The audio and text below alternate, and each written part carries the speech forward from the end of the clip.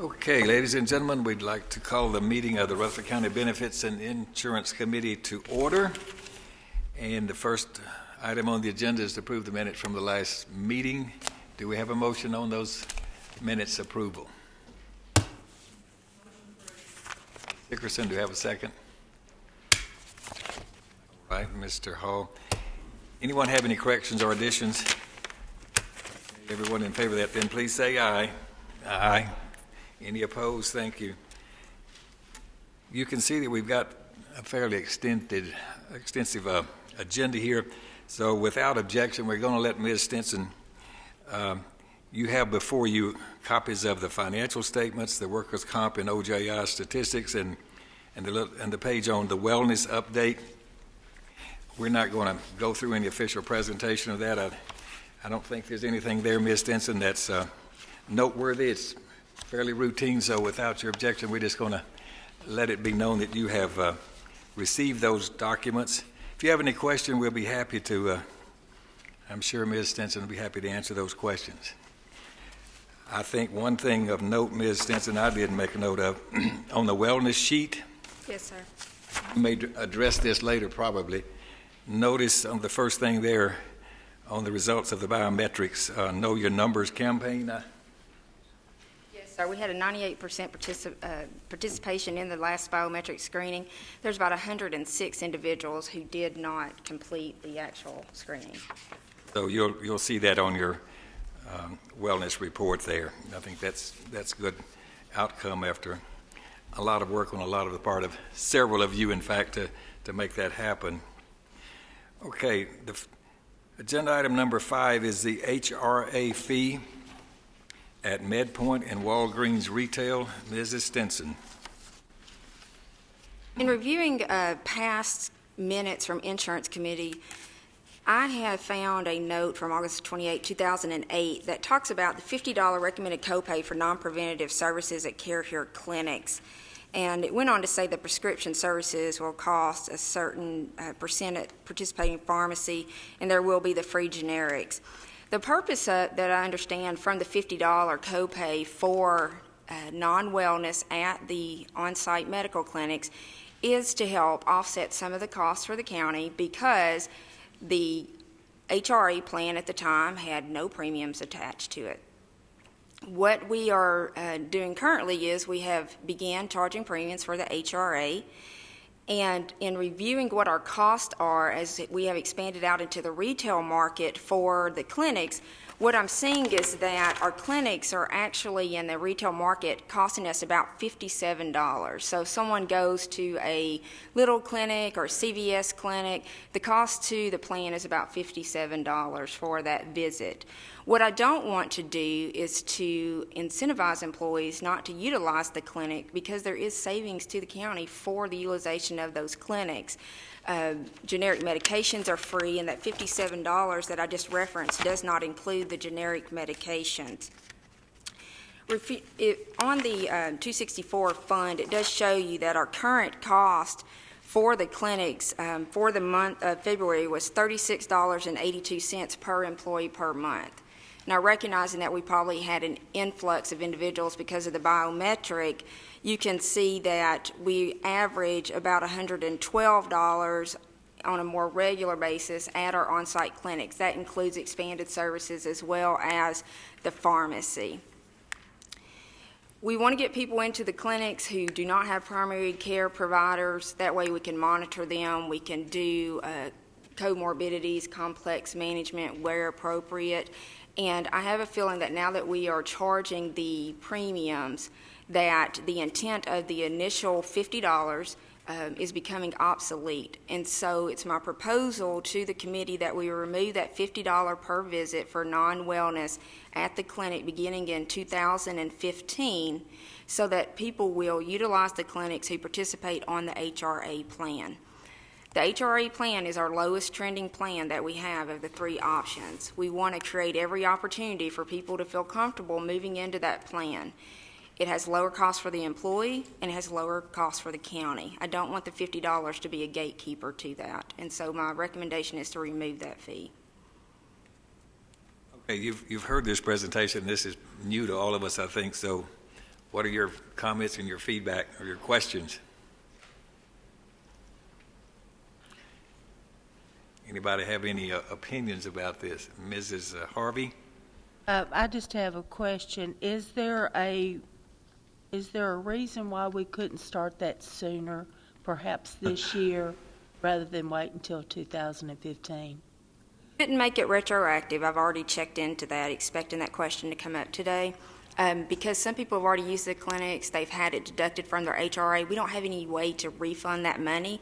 We could do a future date. So if you wanted to do May 1st, June 1st, some future date, then we could do it sooner than 2015. Mr. Sandvig? Is there a month you would recommend that's giving enough time to do the switchover if we did it before then? I like to keep things on a 7/1 or a 1/1, so my recommendation would be July 1. Like to make a motion to approve that change effective July 1, 2014 then? Okay, do we have a second? Okay, Ms. Grace, any further discussion?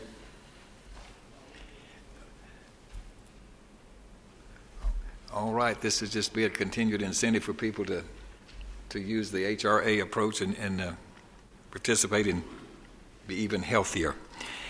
I don't see any other discussion that you wish to make, or questions. So all of you in favor of this, please say aye. Aye. Any opposed? All right, thank you. Now let's talk about the Employee Assistance Program. There is a colored sheet you'll see two. You'll see a legal size sheet, and then you'll see a colored sheet that looks like this. It's the same information, it's just you can actually read this one. I only had the legal print capability, so Mr. Brown came through with bringing us expanded today. We did the EAP bid, and we received bids from various companies, as you can see demonstrated there. What we found upon analysis of the information was that our incumbent carrier, Life Services, provided the best renewal, lowest cost, most expanded services. And so upon review of this and in discussion with the HR managers about the bids that were provided to Rutherford County, because they actually do utilize them for management referrals and other things like that as well, the recommendation to the committee is that we accept the Life Services proposal with a renewal of $1.44 per employee per month, which is down from $1.66, which is the current contract. The only change that we saw was the number of kits which we received. So as an example, there is a kit for grief, and I know Ms. Stevenson uses those a lot and Ms. Barnes uses them as well. It used to be that we received, was it 12 per month, Ms. Stevenson, is that what it was?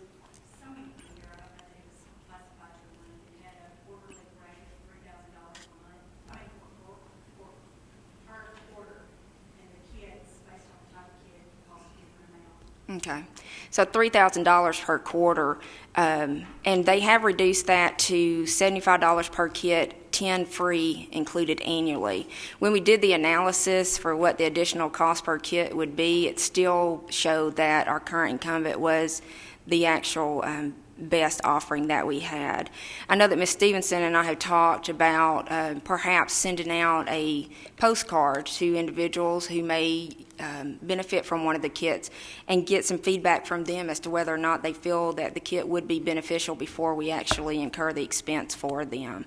So there is ways to manage this, and it certainly wasn't a showstopper for us. So the recommendation to the committee is that we renew with Life Services effective 6/1 of 2014. Okay, you've heard that report on that. Do you have any questions of Ms. Stinson, or do we have a motion? I guess I'll ask one question before we get a motion. For those of you that have used this and have some familiarity with it, are you comfortable with the kind of services, the quality that has been provided by this group? Ms. Barnes, may you speak to that? I can certainly speak to that. We actually send the recommendation out to our employees on several occasions, and this group has been very good to work with. They've been receptive to our request, quickly responsive to situations, and we have benefited from the kits. So I hope that in some case we can keep a portion of that coming because it's a benefit to our employees. But yes, very pleased with the service. Thank you. Any other comments, or does anyone wish to make a motion? I'll make a motion to go with Life Services effective, you said 6/1, Ms. Stinson. Just, I don't know that it makes any difference, but the paper in the corner says 7. So, It's a 6/1 renewal, actually. I'll make that motion. Right, second, Mr. Jordan. Now, any further discussion? Have a 3-year renewal, They're Ms. Stinson. typically written 3 years with 1-year right of renewals after that. And is the price fixed for 3 years? Yes. Okay. All right, then. Any other questions? All of you in favor of that, please say aye. Aye. Any opposed? Okay, thank you. Now, we're going to talk about the wellness platform, and Ms. Stinson, is Ms. Davis going to be the presenter here of this, or are you going to lead her on, or how are you going to? Yeah, I'll begin discussion while Ms. Davis approaches the platform. Ms. Jennifer Davis is from Cigna, and I'll allow her to introduce herself. Mr. Huffman may join her as well at some point. As we went through the process of the biometric screening, we identified that we would benefit from a platform which enabled us to better track, monitor, and disseminate messaging out to employees as part of the overall management of the wellness program. As the mayor indicated, to get to the 98% that we did took a lot of effort and manpower throughout the county, from management level individuals to make that a successful program. As we build the program and the program itself becomes a compounding program, meaning that each year we are adding additional requirements, it's going to become more and more difficult to manually track. So Cigna has brought forward a product that will be free of charge to the county that will enable us to achieve our goal of better tracking and management, and Ms. Davis will provide you with a presentation on that so you will understand what platform is available beginning 7/1 to us. Hi, everyone. How are you? Hope we're having a good afternoon. What I provided for you, you'll see a deck in front of you titled the Rutherford County Digital Experience. We'll start just kind of flip through it a little bit, and we'll talk and ask some questions to just really understand the experience of the MyCigna.com platform and the health assessment and all the pieces that go along with that. So looking at the very first page, it gives a scenario very quickly just to kind of discuss one family with in this particular case, Nancy being the cornerstone of the family. And when we really think about how people assess information, I think that you'll find no matter where someone is along their journey, we'll have a resource that will work good for them. The very next page just kind of takes a look at how that breaks down, and that takes a look at how we're going to eventually bridge in the health assessment with the biometric screening as well as the health dashboard, and how it aligns with different modalities, including the online experience, and how we'll integrate that with Motivate Me and how that will align to certain goals that we hope to see individuals make as we talk about long-term health goals. The very next slide as well talks about how we can engage, in this case, his name is Phil, and what his goals are and what his health behaviors will be and how the online experience can help us get there. So as we look at the very next page, and again, if you will kind of imagine this as your MyCigna.com experience here, very quickly, just want to make a note here that it'll just begin with the login experience. So if we have individuals that have not gone online to MyCigna.com, we will want to go ahead and have them set up a username and ID, a user ID and password so that they can go ahead and log on to MyCigna.com. So that's been done here, and then this will take you to the home page. When you come to the home page, what you'll notice in the middle is what we call a carousel. And that carousel will simply scroll left to right. You'll be able to click on Take My Health Assessment as an easy prompt to take you to the very next slide. Now, as we kind of talk through this digital experience, I'll kind of bring out a couple of things that I want to note here. So this will take you to a site that we call Zensei. Love Zensei, and it kind of, if you know that root word, Zen just kind of means tranquil, peace, happy, and so that's why we've kind of partnered with the Zensei platform to help us administer this health assessment. In the past, the health assessment's kind of gotten a bad rap. It's kind of boring and people don't want to take it. But what you'll find as we'll go through this is that we know that people want social engagement, as we know from what we hear quite a bit. And then they also want it to be easy, they want it to be fast, and they want it to be accessible. And I think as we talk through this at a high level, you'll find that this makes for a better user experience, not just to take the health assessment, but for engagement and making those micro behavioral changes to get us in the long term. If you look in the top right corner, you'll notice that Supermom is her name, because as you go onto Zensei, they will create, if you will, a user ID, which allows for anonymity. So the individuals, one barrier that we know about online assessments and online engagement as it relates to employers is that people want to know that they can engage in line in a place that's safe for their information, but that also provides a sense of security so that the employer can know kind of what they're doing, but not too much. And so by creating this platform where they can create a personal username and interact, and I'll show you some of the different features they can use there, they've created a personal ID there as well.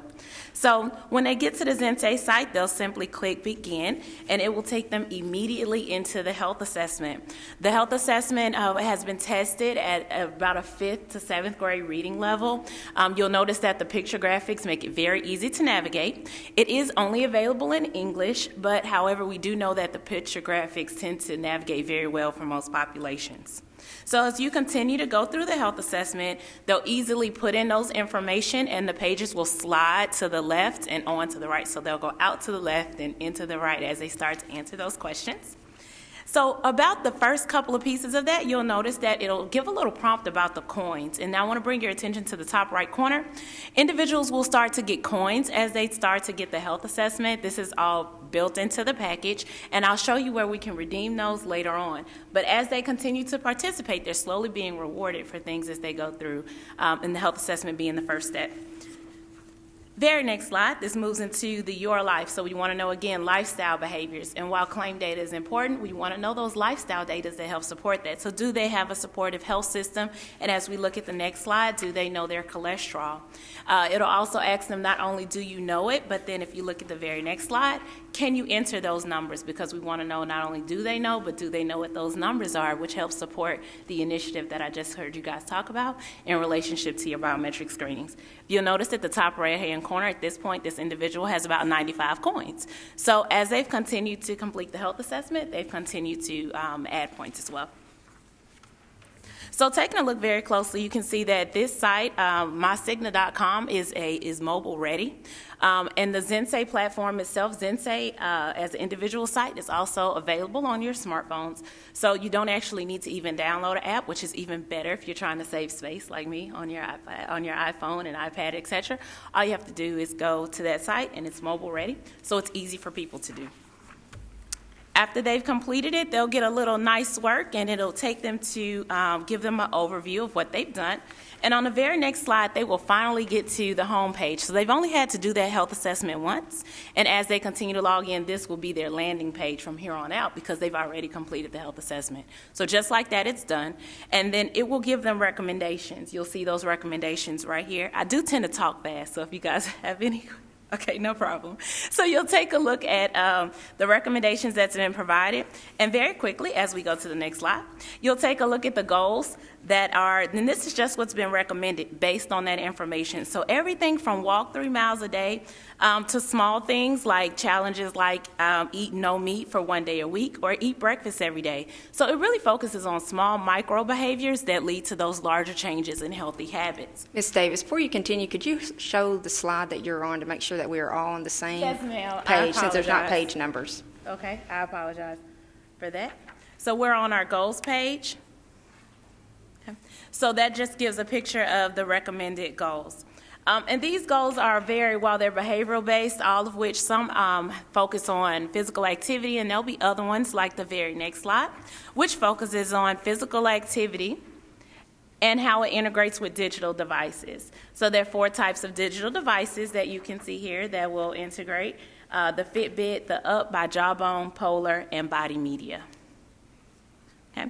If you don't have digital devices, you can also do that. You'll have the option to select self-report, so you can self-report that as well. So maybe you use a traditional pedometer or a different digital device that doesn't integrate. You can self-report that as well. And if you look at the very next slide, it says walk 3 miles a day. You're able to simply click check-in and then walk that based on your mileage that you may already know, or maybe you're using a walking path with predetermined miles. So you can also self-report as well. The very next tab at the top takes us to our communities page. So again, several options for individuals to engage in different ways. And if you notice at the top, this Supermom now has about 125 coins. If you look at the communities, you'll notice that it looks very similar to a lot of other social feeds. Don't know if you guys utilize Facebook or Twitter, but it looks similar to those conversation type pages. Well, you'll notice that individuals are contributing to one particular question, and people can contribute and talk about that. And it's just basically interaction, so that buddy system and building a support community. As we look at the communities, you'll notice that in the corner here, there's a chat feature as well. You'll notice that everyone has an icon and everyone has a user ID except for one person. Her name is Betsy. Betsy is the community manager, and the community manager is either a health educator, health specialist, in whatever field, which helps to navigate the information. So they help to keep the conversation going in a healthy way, take down information if necessary, but monitor the conversation there. If you wanted to find someone who was also utilizing the platform, you could simply just put their information in the search feature. So you can find your coworkers by simply using their username, but their user ID, but again, you have to know it. So again, it creates that anonymity, so you can only connect with those folks who, well, want to connect with you. Okay? Yes, ma'am. Ms. Stevenson, use that microphone, please. On this, will this be, when you mentioned that it was kind of like Facebook and you say you could look up and chat somebody, is it going to be like that where I'm going to friend you kind of thing? Yes, you have to ask for permission. And so you can't automatically follow someone if they don't want to be followed. In this case, it'll ask to connect with that person. You don't have to be online to connect. For instance, if you and I were going to connect, I would get an email that says someone wants to connect with you, and then your information would come up, and only what you select as visible or private. So only your name, and in this case, sometimes your location, but you have the opportunity to select what information you want to be available, but none of your personal health information is ever disclosed. So your weight is private. You can't even make that visible if you wanted to. So have you had any, is anybody participating in this program already?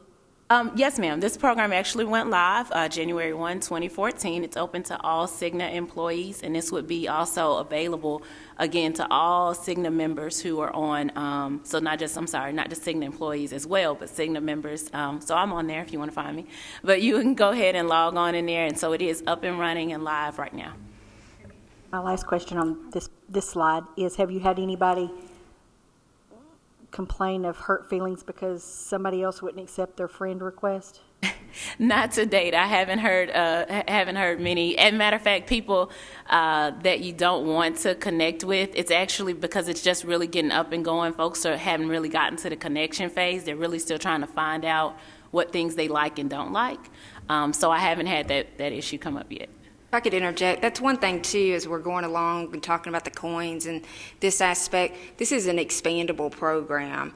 For us, for 2015, what this program does initially is the online HRA, the ease of completion, the ease of reporting, and some of those administrative features that we will gain. But as you can see by the different things being demonstrated, it is expandable, and so that's important because we don't want to implement a program, begin the training process, and then outgrow that program. None of this record will be shared with. This is just shared with the county and Cigna, and that's it. The information that the employee puts in there, it just stays with us.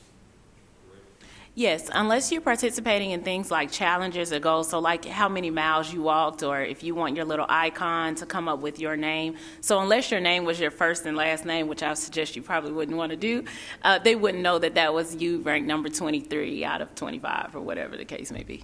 Yep.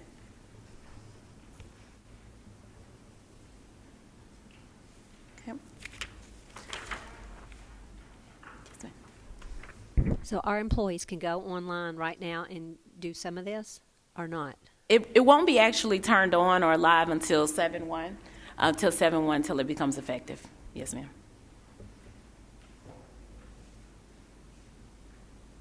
Okay, so Ms. Davis, what page are we on now? Okay, we're on the slide that's titled Rewards. Tends to be the favorite part of the conversation, talk about rewards. So as you earn coins, you can redeem these coins. And these is just, it's completely filtered and monitored and uploaded on a random basis by the Zensei team. So it's also, so as you add coins, these kind of rotate about every 10 days. And it depends on, it's everything from digital devices to smart body analysis, which is kind of like a really upgraded scale. I've been trying to get one of those for like a month.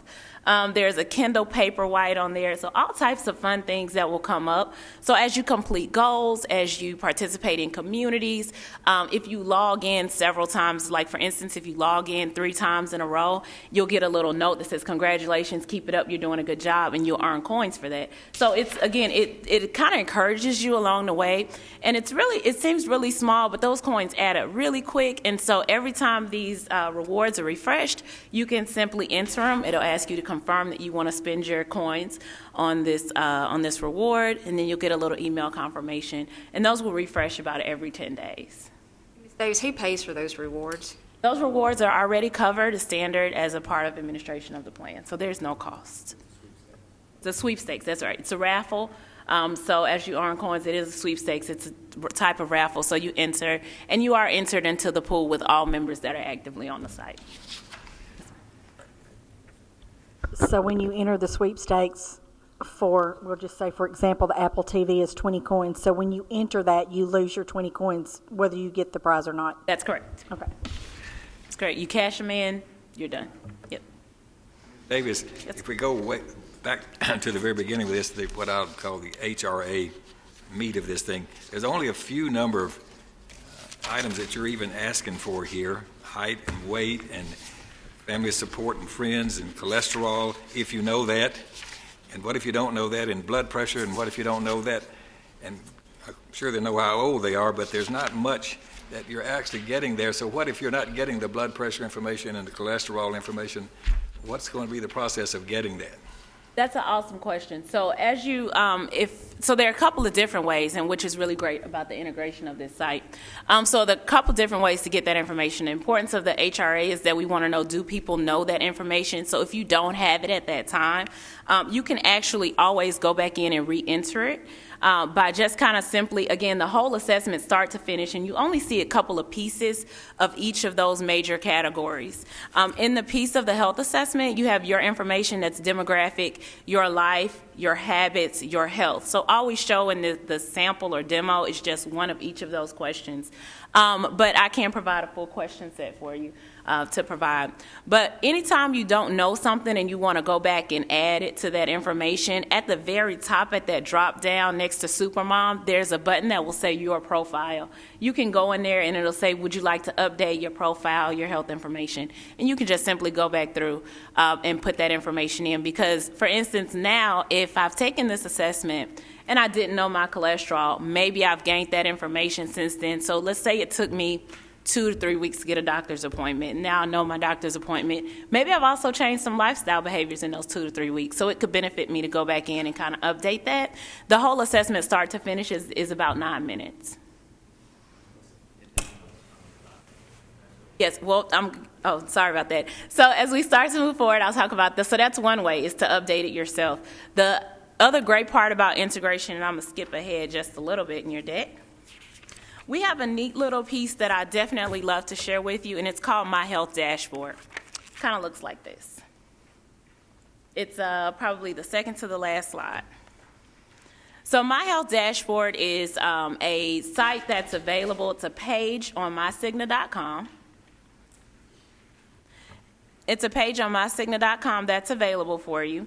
And on My Health dashboard, under Manage My Health, you will see any numbers that are available through the system through integration. So any numbers that are located, or you go to the doctor and they come from the lab, they're automatically fed into the system. So whether or not you've manually entered it or not, we're able to grab that information from the system, assess those risks, and if we need to outreach via our chronic disease management, we can do that.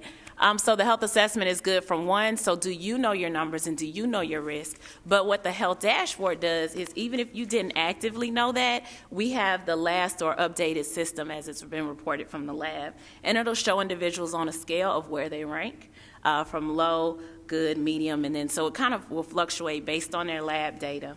And also, as they scroll down that piece, you'll see any goals that they're working with a health coach. So you'll see if you're making progress towards a goal, if you're not actively pursuing a goal. And so that helps keep that information and that flow of information going. You can also, if you need to reschedule your coaching appointment, I just used that feature myself about last week. You reschedule my appointment, and it opens a link. And you can email them and say, hey, I'm not going to be able to make that appointment. Can I reschedule? So it also helps with allowing us not to miss calls or coaching calls with our personal health advocate. And it also searches the system for health reminders. So for instance, let's say if we're not compliant on our annual preventative screenings and the system sees you haven't had those types of things, you'll see some health reminders come up here. So in the example here, this individual needs to get their A1C checked. We don't have any claim or any lab data on that, so it's giving them a reminder to go ahead and get that screening done. And that's just a standard feature that's actually available on mycigna.com effective January 1st, 2014. So let me ask you a question. So the biometric screening that we just completed and those lab values and other factors that were submitted through, they will populate this automatically? The biometric screening was fed through to our system, so you'll start to see that. That should be out there and updated based on the completion time of that, et cetera. Will they have to go every year and redo the assessment? Absolutely. You want to encourage year-over-year participation.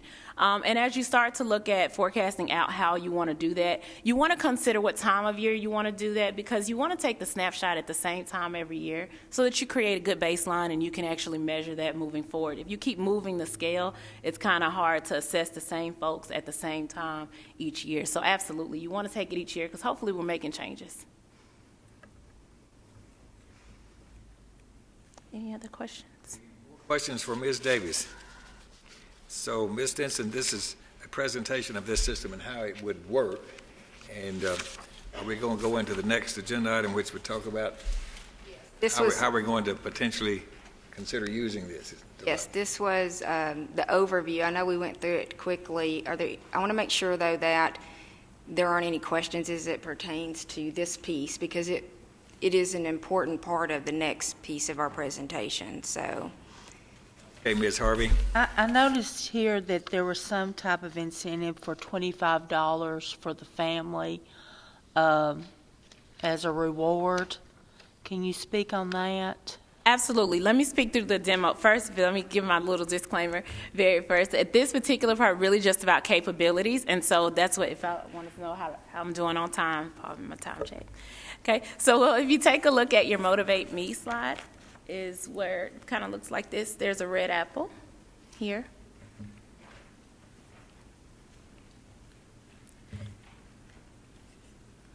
I'll give everybody just a second. About the 5th or 6th page from the end.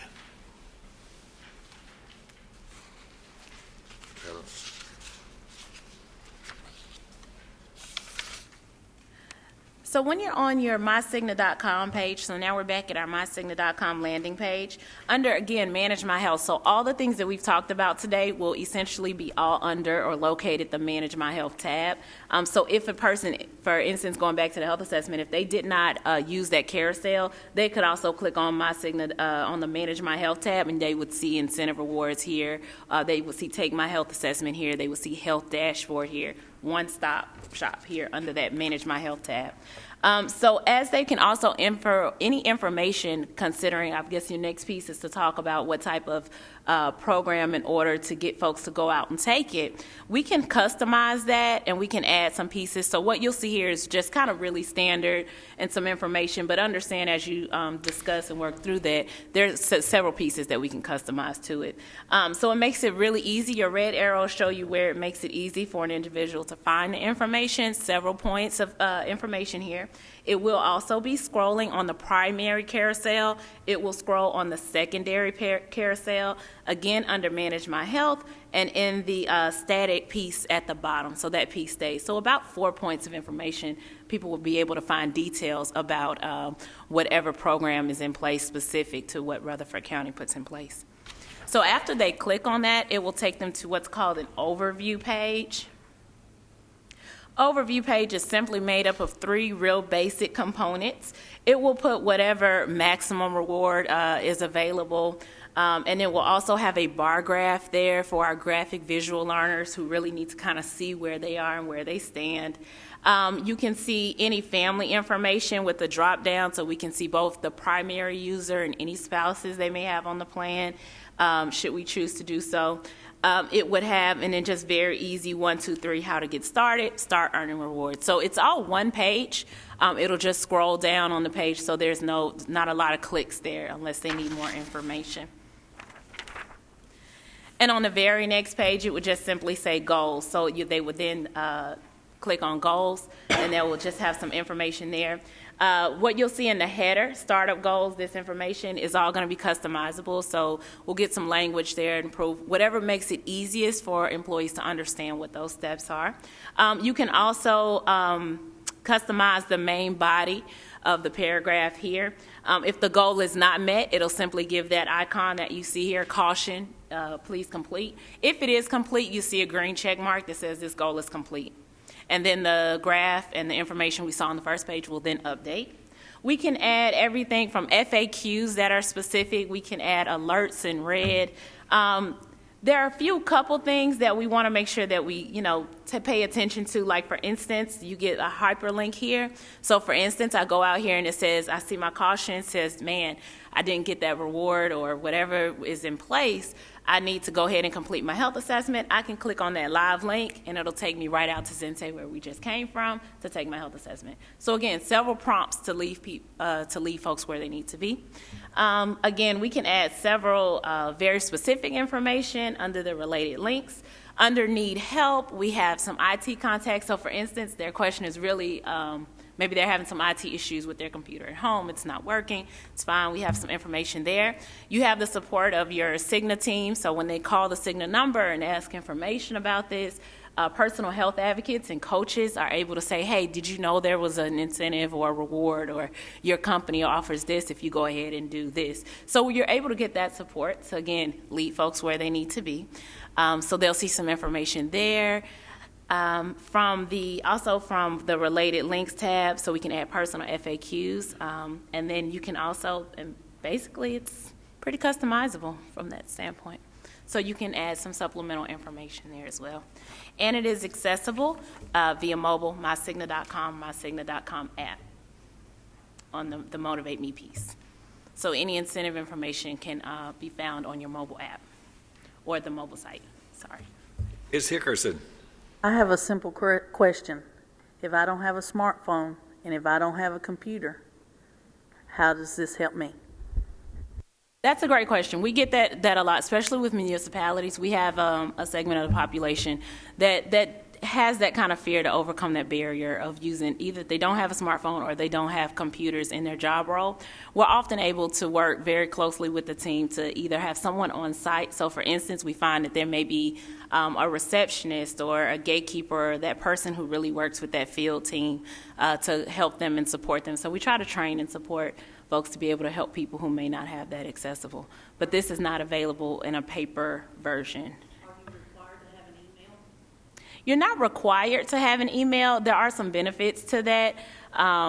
When you want to complete the health assessment, it may ask you for an email address to link to that account. We do find with employers that they do use their county their county-provided email address, because you want to kind of be able to engage and use that site in the best way possible to sign up. Majority of my employees do not have county email available, and probably just a handful even have it in our office. So for the first year that we'll use this program, we're going to do a 9-minute HRA that they would have to do. So you could set up a kiosk in your office or something like that. You know, we have transitioned people in the county from, you know, I don't know about you, but, you know, we have gotten people who have gotten paper checks for years and years and years. We're no longer doing that process. We're going to electronic pay stubs. I mean, we as a county in other areas are moving to an electronic process as well. And just out of curiosity, because and I'm not picking on you, Mary, I expected this to come up.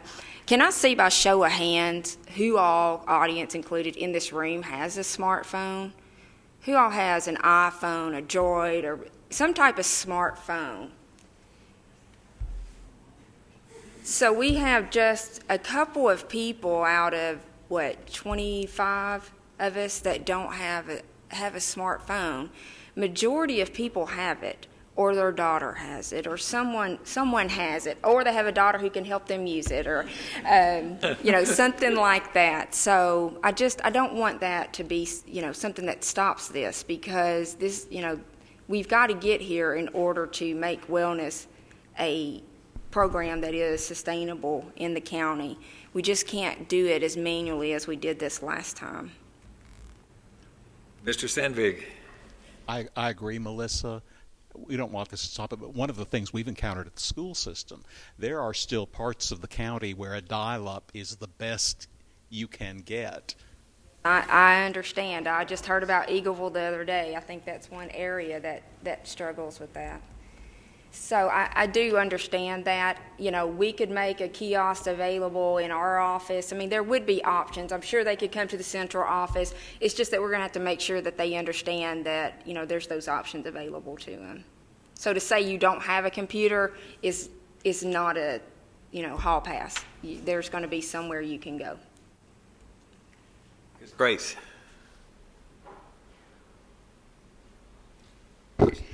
I'm looking at the future and looking at 2017, where they actually have to participate with a health coach program. What if they, I mean, let's say they talk to the health coach, but then they don't lose the weight they should lose. They don't eat the right things. Are they going to be penalized if they don't fall into line and do everything the health coach says? Can we table that question, because that's really the next phase of this? Can we just talk about this platform first to make sure we're all in agreement with the use of the platform, and then I'll answer that question, if that's okay? Are there any more questions for Ms. Davis about just how the system itself functions? Okay, Ms. Barnes. Make sure I understand. If I'm an employee and I log in and create a username and password and I log into the system, I am obligated to answer those first sets of questions about my personal information. And then it's going to pop up and give me some goals. I think I have that right. Hang on one second. Let me get with this. But I'm not obligated at that point to join any of the communities. No, ma'am. And when I go and have my health risk assessment and my numbers are imported into this, I'll be able to see my dashboard and see the information from my personal account. Yes, ma'am. But and I know that there's some tiers in this plan, but initially, joining the different communities is not a requirement. No, ma'am. Right now, the requirement is just to get that baseline health assessment information is the only thing that's required. But they are there, and they'll be available to people if they choose to do that, I assume. Absolutely. If we go this way. Yep. And then I know we're going to have other questions as we get into the three-tiered steps of this, but I have to agree. My concern, again, is for those people, because we always have to think about our employees that don't have computers at home, and we do still have some of that because we've gone through the ePay stub rollout, and you know, there are some that have no computers, who don't have help them access, and we brought them in and had our staff help them with that. But it is a difficulty, so I'd love to see us consider or look for additional ways as we get into this. And to help I those hope Paul people. doesn't mind me speaking freely, but we have accounts where we do support. We'll come out and help assist and do on-site health assessment campaigns, same type of thing, municipalities, where you have those fields and roads workers where we literally set up in a break room. We schedule a day, and as those guys come in and out the field, we sit down with them and help them create username and IDs. And sometimes I have to say, Mr. Jackson, your username and ID is going to be H. So be careful what you offer there. I definitely understand that concern, so I hope Paul doesn't mind me speaking out of turn. And the other thing too, we do have online open enrollment, and we have high success rate of that. So they are at least once a year getting into a computer. You don't have to have a smartphone. You can do it from a computer. And the recommendation would be that if you have folks that are coming to you already to use a computer, then have them do both at once. And then you're accomplishing the goal of both, and in addition, you're using the same time period every year, such as what Ms. Davis said, so. Okay, Mr. Russell? I got a couple of questions. Are we going to be able to use this at the office and come in the morning, clock in, sitting there drinking your coffee and sit down and do all this work? So the question really is Rutherford County going to pay you to do your wellness requirement? I mean, Yeah. that's what the That's what I'm answer asking, is. Because, I mean, this is rather time-consuming. You got some of the free apps on the Droid and stuff like that, and I sit there and I can't get a habit of doing it for free as it is now, and I'd be at the gym right now if I could, because I love to work out, but I never have time for any of this stuff. So that's what I'm trying to. I guess that's one of my questions. So that is a HR question, but I'm going to Okay. give you my answer to Okay. it. It took you longer to go get your biometric screening than it's going to take you to complete the HRA first year. Second year, you're still looking about at the same time frame online, which is the HRA online, which is another 9 minutes, Right, and right. then you'll have to go to the clinic to do your biometric. The answer that I'm going to tell you is no. Okay. The employee will not be compensated to complete wellness, just like we didn't do last year. Right. Wellness equals ownership. Right. And so, to me, the answer is that they would need to do this on time that they are off of county time. Okay. And the daily stuff that you've got to keep all this stuff updated if you're wanting to do all the goal A settings. lot of that and all is just kind of stuff. resources for them the first couple of years. Okay. So that wouldn't even come into play until down the road. Okay. Because, a lot of this stuff, especially the ones I look at, like a lot of the free apps and stuff, when you start looking at them, you're tracking what you're eating every day and how many miles you're walking, and you start putting all that data in, you got 30 minutes a day invested in this. And Right. so, not that 30 minutes is a whole lot, but 30 minutes in my schedule is gold right Yeah, now. and So, mine too, and I do I think you understand can kinda that. relate, yeah. But the Okay. first 3 years, such as what Ms. Crace was looking at, 2017, those first 3 years really don't encompass a lot of these online capabilities. The Okay. biggest advantage to this, rolling it out July 1, is the administrative functions. Right. That Okay. are contained around this. The reminders, you can see if you've completed it, and the tracking for our office so that we can see who has and hasn't. Okay. So this would be basically the same when we're doing our biometric screening. We're just going to kind of roll this all into one. It's all going to be done at one time.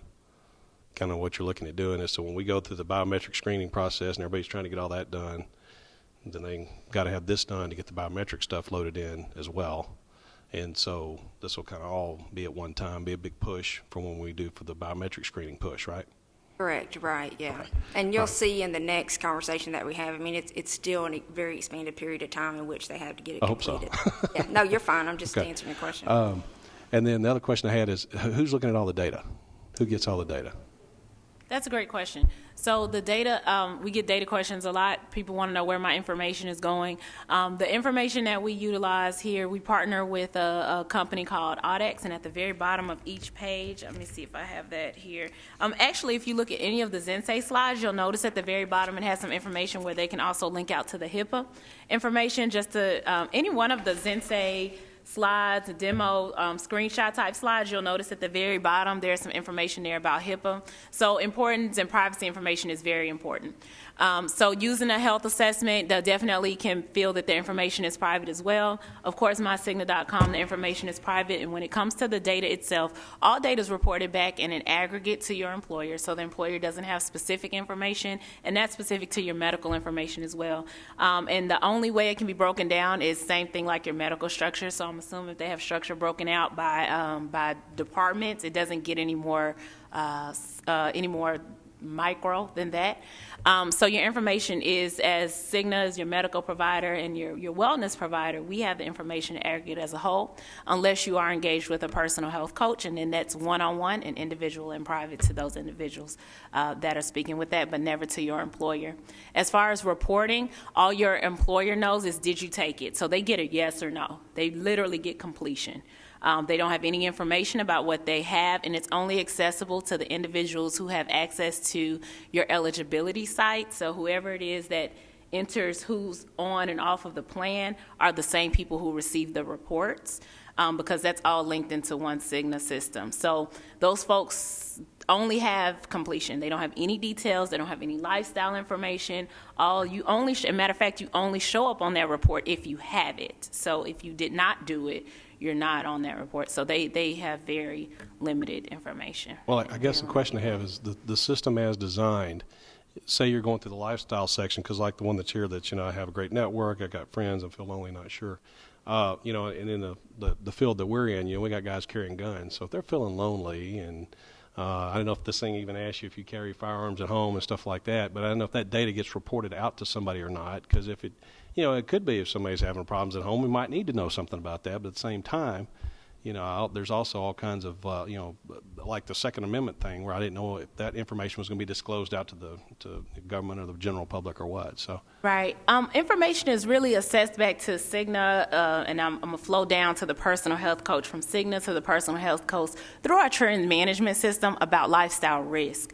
So when you marry up biometric data and lifestyle data, we then use algorithms to say, hey, this person is at risk for a certain breadth of conditions. So one particular thing as far as a lifestyle having this question about support goes to that depression and stress and family. But it doesn't say this person only doesn't have any friends or family, and this person eats a lot. And then this person. So it's not individual in that sense. We want to roll all of that information together to then assess risk. And then we kind of break risk down into low, medium, and high. So again, no one particular person and one particular detail. We just want to know large information about your health overall. So I would definitely 110% say that individually it'd be okay. But what I hear you saying, Mr. Russell, is that you would want to know if someone checked that because they carry a firearm.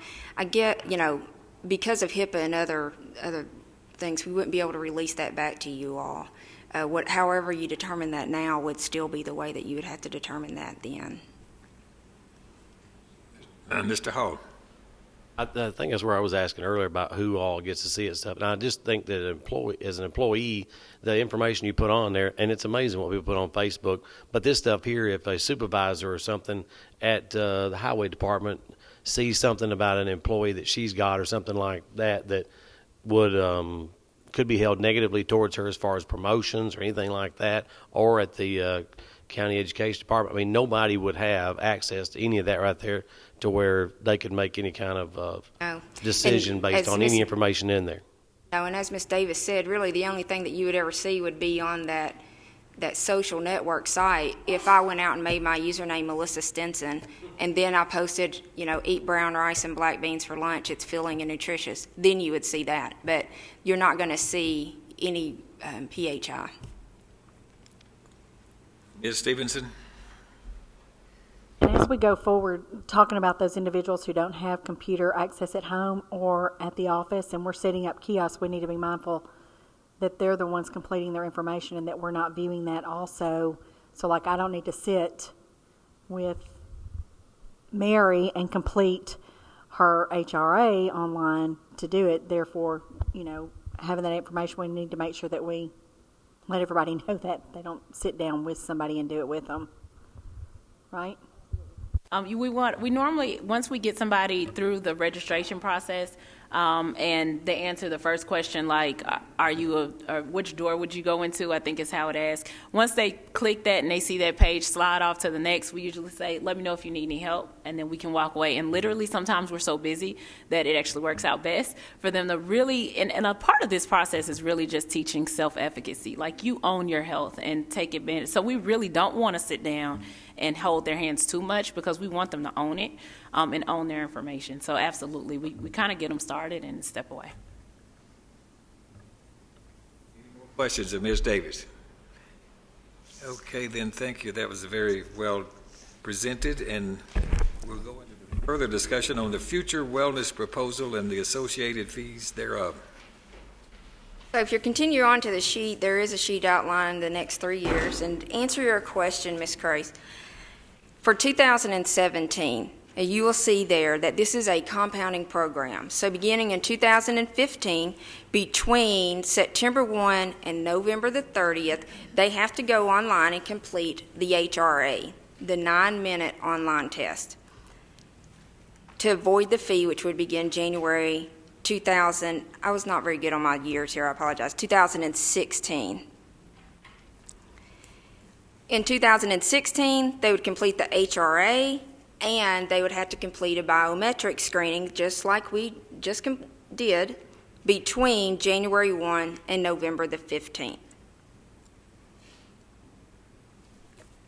The next year, which is 2017, they do the HRA, they do the biometric, and they participate in the health coach. Now, if the health coach identifies that your BMI is too high and you need to reduce it by 5 points, they will not be penalized if they don't reach the 5 points.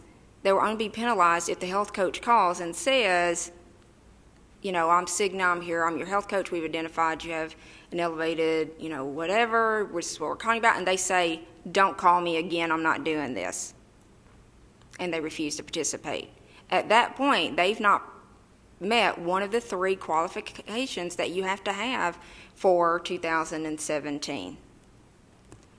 Also beginning with 2015, it's employee plus spouse. So the employee would have to complete the HRA between September 1 and November 30th, as well as their spouse would have to complete the HRA online in that same time frame. If either one of the two does not complete it, so let's say the wife does but the husband doesn't, then the $25 per month deduction would begin occurring in January. Both have to complete in order to have the requirement satisfied. Ms. Crace? How often do they call? Mr. Huffman, would you like to come up and talk about the coaches?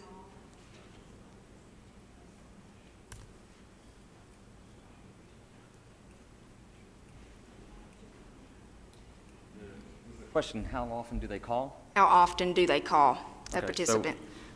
So our clinicians, our health coaches, our health advocates in our company receive the data. We, like Ms. Davis said, we allocate the risk, high, medium, and low, and then our coaches will outreach, first through like a postcard introduction and also a phone call. So one of the things that we're going to work with the county on is making sure we have good phone numbers in our system, so that we can reach out to individuals and leave a message that doesn't, you know, leave any personal information, but try to get them to call back. If it's a bad time, that individual can say, please call me at this number at this time and schedule an appointment.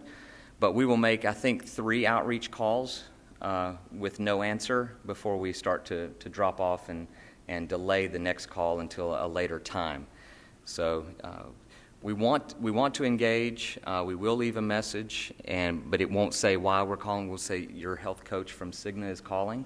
I'd like to talk to you and give you some information.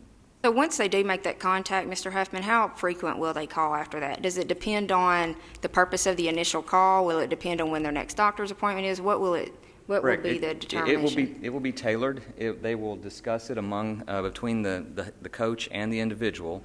We'll discuss when their next call will be based on the goals they're setting. So their goals may be very simple. Something as small as I want to walk each day one to the mailbox and back. And so let's touch base in a month and see how many days you achieve that. So they schedule the time and the place to reconnect as often as they need to. And this, I know that we're focused for a couple years out, but if I remember correctly, these 3 requirements is actually what the state of Tennessee did for 2014. Is that correct? I'm not as familiar with what they required, but yes, through their wellness company, they do have a requirement that if someone's identified for health coaching, that they are required to participate in those calls. Yeah, but I don't And know how use many. these coaches now. I mean, the goal is in 15 and 16, they're still going to outreach to you based on your results. You're just not required to return the call. So you have that opportunity over the next 2 years to engage in those coaches.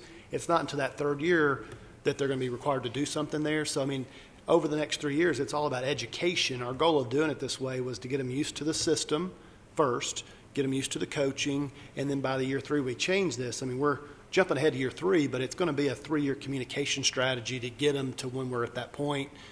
You know, they reached out to you last year. I know half of you guys didn't call. You know, this year they're going to do it again, but just know next year you're going to have to call. I mean, start that type of communication with them. And then some people that want to do it would be able to do that now. It's just not until year 3 when you have to return the call. And as Ms. Truffman said, you don't have to walk to the mailbox every day or those 7 days. It's not results based. It's just that you continue to engage with them and try, you know. And the reason we brought this is because, you know, it was asked during the last wellness discussions, what are we going to do the next year? What are we going to do the next year? You know, by bringing a multi-year plan to you all, we kind of take that off the table so that if an employee stops you and they say, well, what am I going to have to do next year? Now you know. And it's all about education, such as what Mr. Brown said. How will you document those? How will you record? And I know this is a couple of years out, but just thinking further along when somebody says, well, I didn't say I wasn't going to participate. How do you record those individuals who you call and try to engage them and they say, I'm not going to participate, to protect yourself from, like, what I can envision is somebody getting a charge and then saying, well, I didn't say that. So how will you document that for yourself?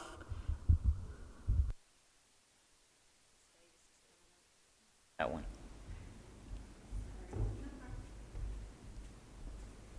So that's a great question. We document, again, in some very generic ways, but very basic so that it helps the employer do just that. We can document options, and I love this bucket. It says, did not want more information. That means that you opted out. So if an individual is contacted, they're asked by their health coach or by the system that will initiate the conversation. If they want to start the conversation, they opt out, so they were identified. We also have a piece of the report that will say whether or not they were what we call self-identified or identified. So it tells us whether or not we reached out to them or they called in to us. And I believe in this requirement requires that if we reach out to them, we've seen a risk and we want them to participate so we can see that. And then we can see if they did not decide for more information. And then to take this one step further for just to kind of understand, all the employer will see is, did you set a goal, progress towards a goal, and achieve a goal? So they don't know what the goal is. They don't know how often you've done the goal. They only know how many people set a goal, how many people are working on it, and how many people have met it.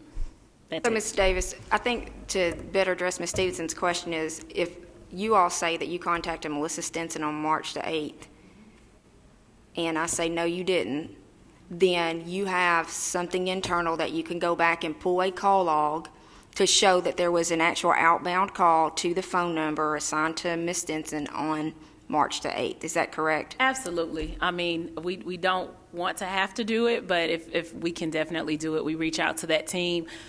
We file some certain paperwork. It's a very lengthy and HIPAA process, and we can pull that call report, and we can see who the coach is that they talked to and that they opted out of the information. So all of that information is documented.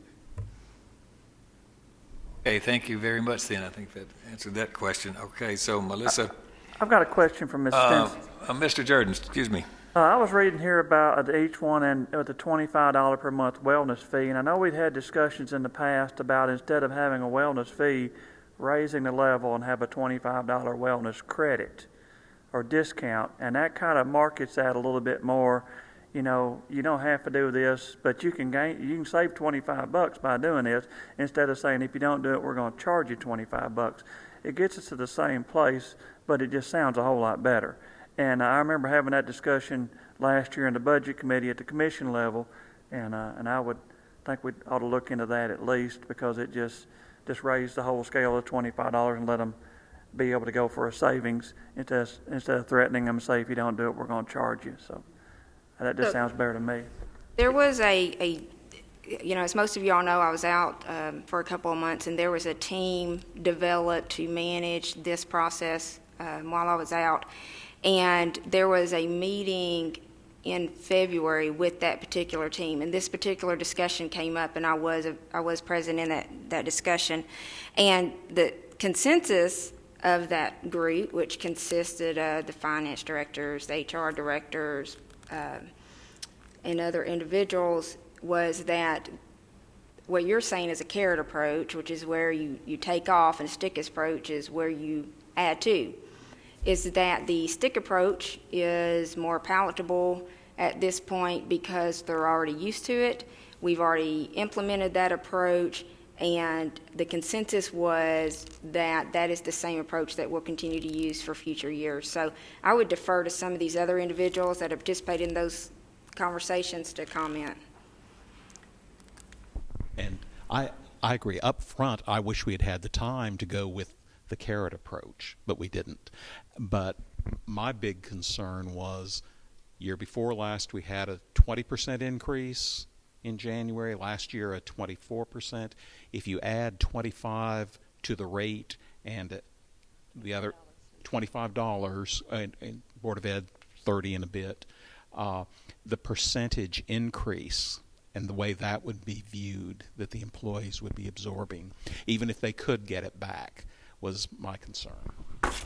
I just know several of the commissioners wanted to do that last time, and we didn't have the time to do that and stuff. And so I feel sure that conversation is going to come back around again. So we'll just have to be able to defend that at this point in time, because I like the carrot approach better than the stick approach, or whatever you called it. But that's just me. But I understand completely. We're getting the same place no matter what. Okay. Oh, Mr. Hall, excuse me. I know that change is always something different to go through, but in this right here, I think about a way to talk about it. It's kind of about Mr. Jordan's kind of talking about the carrot or the stick. But Coach Kermit Davis has a talk with his players every year about what it would cost you to live the way you're living now, with a dietitian, with your own medical staff, your own trainers, your own everything. And so you think about it. I mean, you've got an opportunity to use a health coach and things like that. There's people that would love to have something like that to help them to be able to do better and feel better and stuff like that. There's in California, in Hollywood, people are paying thousands and thousands of dollars for this kind of stuff, and the county's willing to, because we want lower bills down the road, we're willing to spend the money to help you get this going. So if they look at it more as an asset, like that, of what this would really cost you. If you went out into the marketplace and went over to Gold's Gym and wanted to hire a health coach and stuff like that, to do that, and nobody's really making you do anything except just respond to questions when someone calls you, and that's it. So I think if we looked at it that way, it might go across a little bit lighter, a little bit easier, that it's really a positive that somebody, besides wanting to lower the bills, really cares about you and wants you to do good. Ms. Barnes? Came up in our discussion too was the financial piece of it. If we're charging an amount and then somebody they're paying in their money and then they didn't meet the criteria, we're going to have to take back. Am I saying this correctly? If they were paying and then they met the criteria, we would have to refund that money back. That whole refund process too is, how would that work? At what point would we do it in the year? And just the financial piece would be a little bit more difficult to manage than the stick portion of it. But that also came up in discussion, just to add to that conversation. Okay, so we've,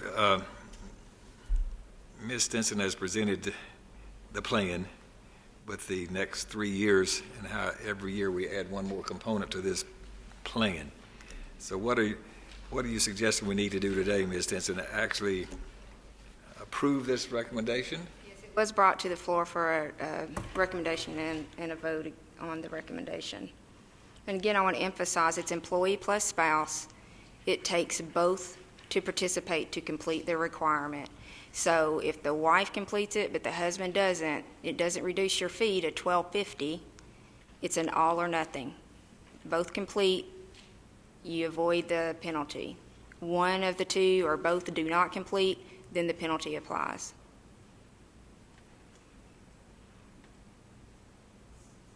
Ms. Harvey has a question. Oh, Ms. Harvey, excuse me. Ms. I Harvey? just have a quick question. If you're supposed to talk to the health coach, say, once a month, and they call your home number and you, for whatever reason, you don't get the message, they call back, you still don't get the message, and you miss, say, July because you're on vacation, then do you start paying the $25 for the rest of the year, or do you get a grace period of you can miss a month, or what kind of guidelines are kind of going to be set into place? Because we all know we're all busy and we've got family going everywhere. How can we ensure that we're giving the employee and the spouse the opportunity that if they want to participate, to take advantage of it, but not penalize them for if there is a problem connecting with that health coach? So there's 11 and a half months built in for them to satisfy the 3 requirements. So they would have January through November the 15th to satisfy the 3 requirements. If it's not satisfied during that time frame, then the penalty would apply beginning January the next year.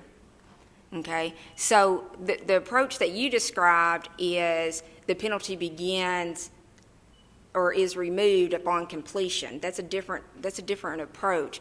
We are giving you a period of January 1 to November the 15th to meet the 3 requirements, and then we will get the report that Ms. Davis talked about of, so we can identify who hasn't. The system would be built to take that deduction beginning January 1. So likewise, let's say that the health coach calls you in September, October, December 1st. And you answer December 1st and decide that, to call them back or whatever. There were attempts prior to the 15th that went unresponded. And I believe Ms. Davis said that there would be a phone number provided to you that you could actually call in to that health coach. So, yes, you may have been at work or out, somewhere and missed the phone call, but you'll have a voicemail. And if you don't return that voicemail within that 2-month period, then your name could end up on the list. Mr. Hull? Could they, once they do this stuff here, could they call in and go ahead and initiate that call with the health coach or whatever to be satisfied then? They have an assigned health coach, and if I believe they can call in if something arises and they have a question or something like that, they can call in voluntarily. So, yes. Okay, Ms. Harvey. So to follow up on that, if you're speaking to the health coach and they asked a question that they do not want to answer, like what test are you about to take, or what did your doctor say at the last visit, or whatever it might be, and you say, I don't feel comfortable telling you that, will that be considered you're not participating with the health coach? Ms. Davis. Ms. Davis wanted wants to to make respond a to that. response on that.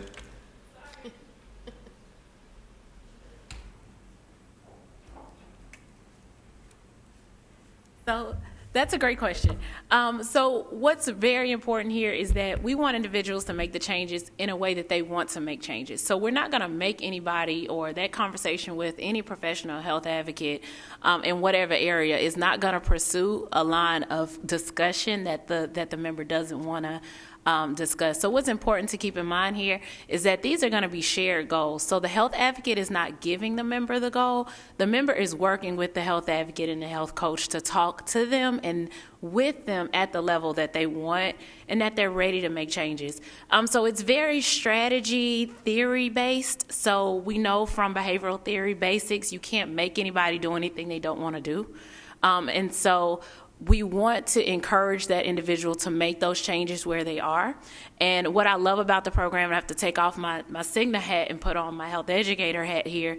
What I love about that is that it encourages those realistic things that can be done to get us towards that medical-based goal. So we start out with some what we call personal goals. So things like walking to the mailbox is a personal goal, but that health goal, so we're gonna slowly take that person where they need to be. We just gotta get them started. We just gotta get them engaged, and then we'll get them there.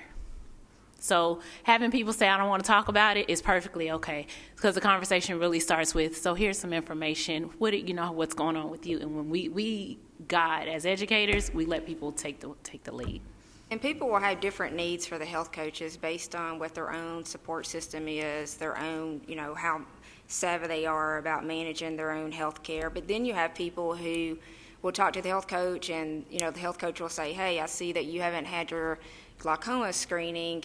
When you go into your doctor's appointment, ask them about that, because based on your medical, you should have one annually, and they will help educate on how to better communicate with the provider for the employee. Okay, we've got a couple more, Mr. Jordan and Mr. Russell. Mr. Jordan? Well, I just had a question, because we're talking about a couple of years out here on the participation, but if you ignore the health coaches' calls from January up through October, but you call them on November 14th and participate, does that mean you're in? Or once you miss January and February, is it over with and you can't ever go back in that year's shot? There has been indicated that they attempt 3 times, and at that point, you're taken out of the program. So if you call November 14th or 13th, you can't clear that. It's already done with. I think... I'm getting into the mechanics of it a little bit. Well, that's what I was going to say. I think there's some other entities ahead of us on this schedule, and probably, hopefully, they will determine some processes and procedures that would be useful for us. So sometime between 2 and 3 years from now, surely some others have sort of developed a model that we can learn from. But I'm certain that if they called in on the 14th, they would end up as a completed. Is that correct, Ms. Davis? The same thing is true as if they went and got their biometric on February the 16th. They were still completed. They did it in the time frame. So it would be, to assist in that, sorry, Paul, I want to add that 3, it's a minimum of 3. So if, for instance, in a maximum of 6, so we'll leave a message, but no more than 6, because we don't want to be worrisome. I'm sorry, that's not politically correct. We don't want to bother people too much, because we get that a lot. Why are you calling us so much? So it's a maximum of 6. So we'll try 3 different times a day. So if we call you in the morning and that didn't work, then we'll say, okay, we'll try the next day in the evening. So it's a maximum of 3 different times for just a max of 6 if we weren't able to connect with you. If we're absolutely not able to connect with you, and even if you miss an appointment, you will get a letter that say, we're sorry we missed you. Please reach out to your health coach. And I think that was the question earlier. So if you missed your phone call, you will get a letter, and so at that point, you know that we tried to reach you. I just wanted to add that. Mr. Russell, while she's up here. Yeah, while I've got you up here, how are the Cigna employees? What do they do on this program? That's a great question. Our program is extremely comprehensive. So we have quite a few pieces, actually. Like I mentioned earlier, I engage with a health coach for my medical condition, which I don't mind sharing because I'm kind of an overshare. It's stress.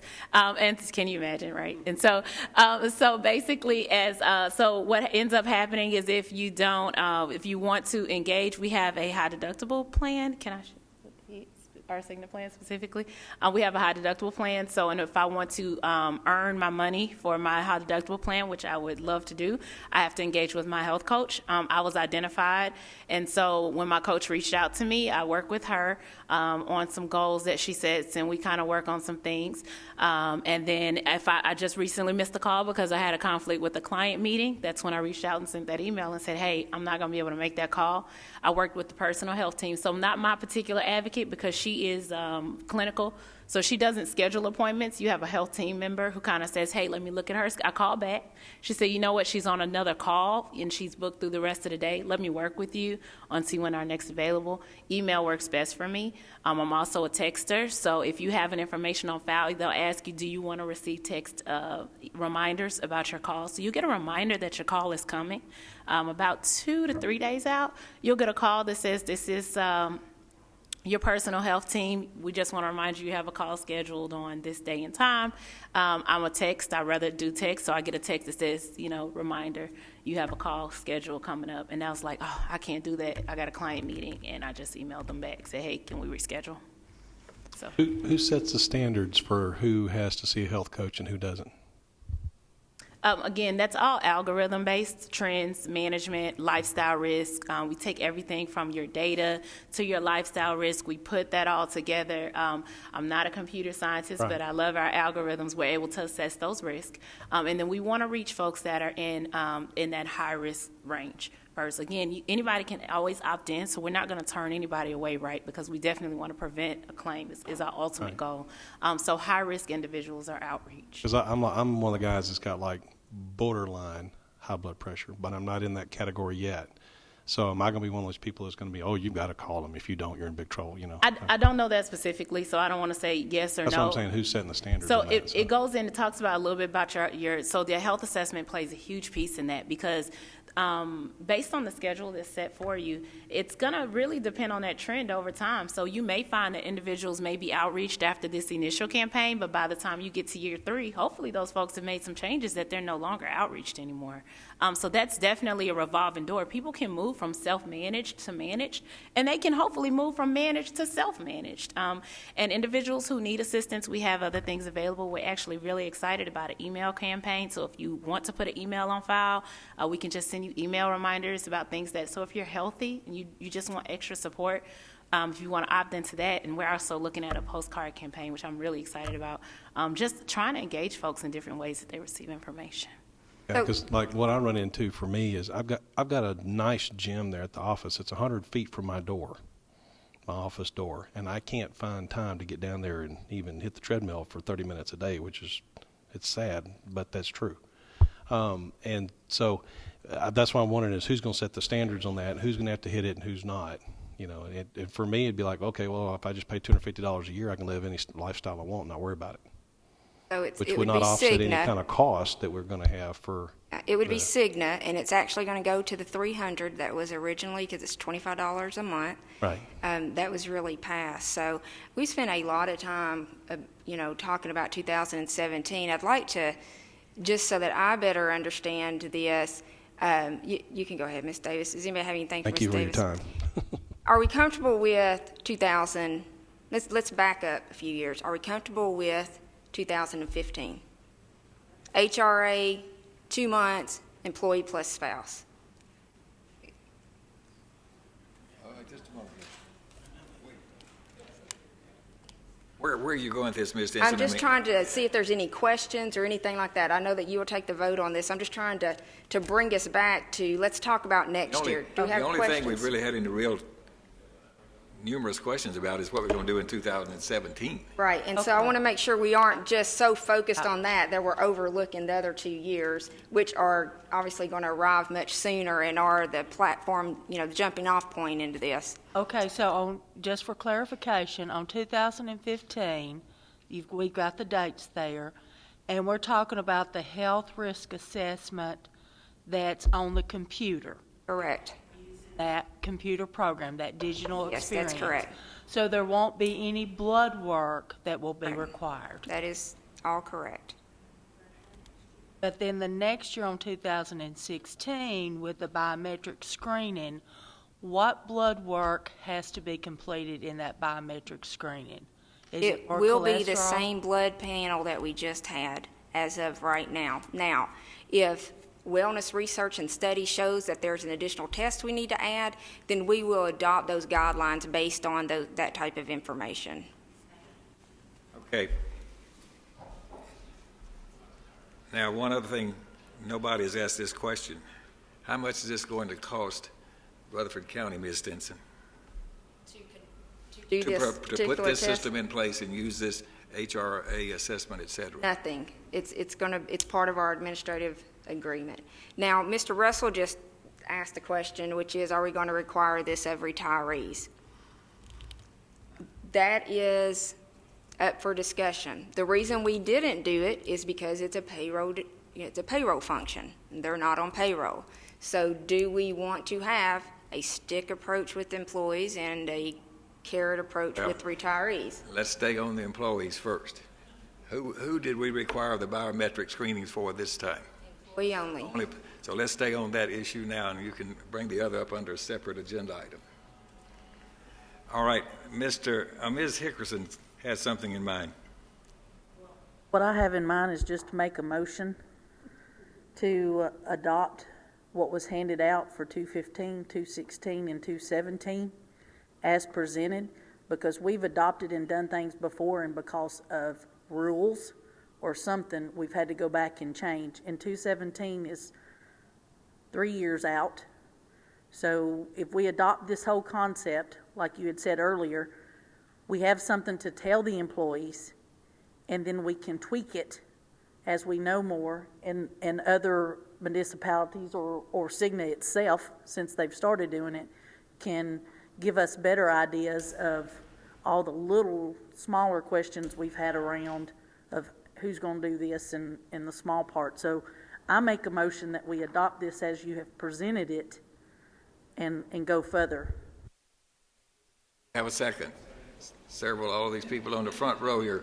Mr. Hester, we're going to let you second that.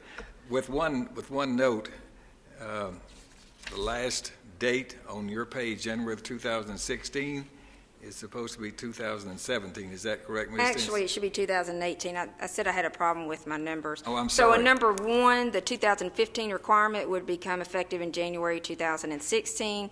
The 2016 requirement would become effective in 2017, and the 2017 requirement becomes effective 2000. Oh, are they? They are correct. I'm sorry. I'm getting myself confused now. Sorry. Thank you. Yes, you're right. It is correct. What about 2017? Yes, it is 2017. Thank you. I'm sorry. So just one date Yes. needs to be changed. That's Thank the very last one from 2016 to 2017. So we have a motion and a second. Other question or discussions? Ms. Harvey? Just for my own information, when do we renew with Cigna or have the opening bid for a new carrier? It would be will Cigna still be our person in 2017? Yes, it would go through this 3-year proposal, our relationship with Cigna. Okay. All that being said, we've had a very healthy discussion, it appears. Anyone else want to say anything? Are you ready to vote? All of you in favor of this, then please say aye. Aye. Are there any opposed? Mr. Russell, no. Anyone else? Let the record reflect Mr. Russell voted no. Next, let's talk about something else more exciting, I'm sure. Health care reform, the Affordable Care Act.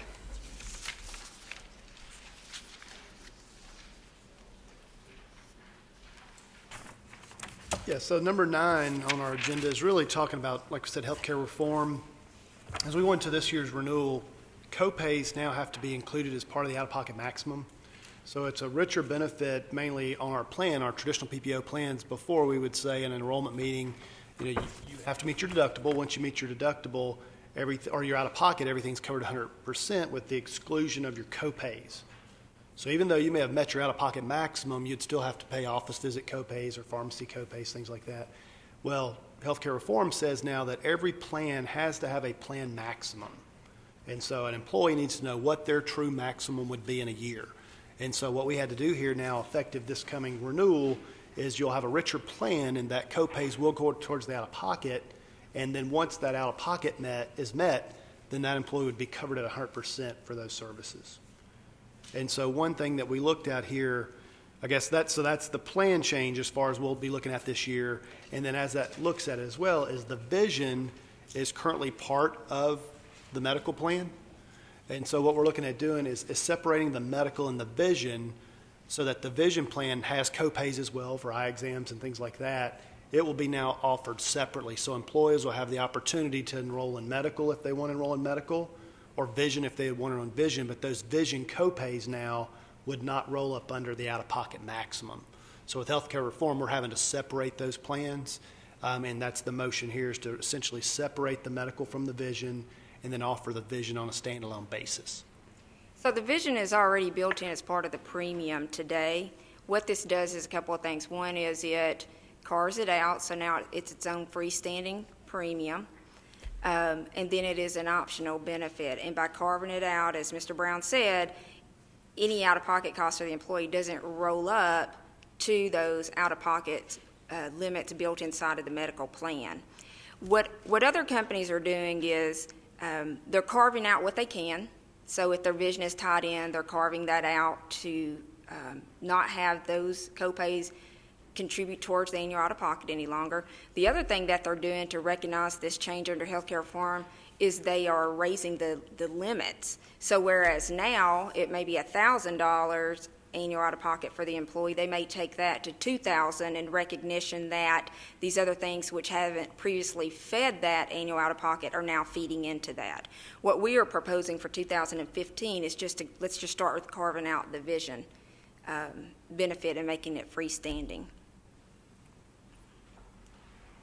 And tell us about the associate, I'll just ask her, you may have the same question. What about the cost of this? I mean, you're going to talk about that a little bit later? Well, we can talk about it now. So you have before you what the premiums would be for vision if someone were to elect that in 2015. And these are monthly premiums that are listed on the sheet. Mr. Sandvig. Or what we might face in, say, 2016, based on other employers, what might happen to these rates at that point? On the vision alone? Yeah. No, because what we expect to see is that some people won't take the benefit. You know, you're going to have adverse selection against the benefit. So that alone would say that it wouldn't be unreasonable to expect a rate increase on that.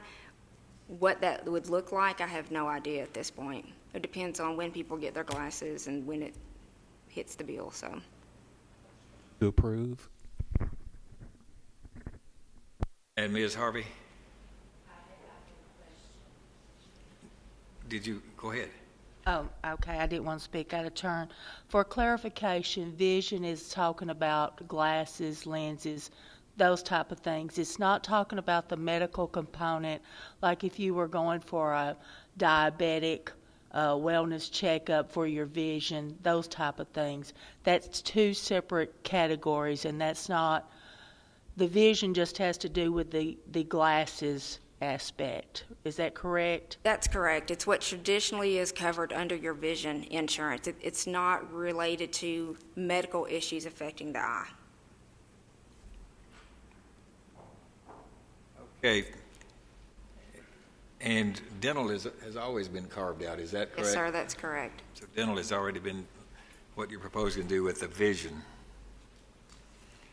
I second the motion. Did we have a motion? Mr. Stanley, I didn't catch that. That was the last thing you said. Excuse me. Sorry about that, and I wouldn't have allowed that other discussion. So Mr. Marlin had a second there. Other discussion or questions on this? Ms. Harvey. I have another question real quick. Since now the vision, if this passes, will be a standalone policy, how would that affect maybe the retirees, since it would be a standalone policy of coming onto this plan? They don't have vision. They don't have vision or dental. Right. Would that be a possibility in the future of us getting bids to do that? Because we don't offer it currently and we're a self-funded plan, then my thought is that we wouldn't offer it in the future either. Other discussion or questions? We have a motion and a second. We haven't lost our quorum, have we, Ms.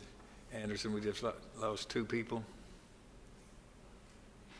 1, 2, 3, 4, 5, 6, 7, 8, 9, 10, 11. We got 12. Is that enough? How many? 11.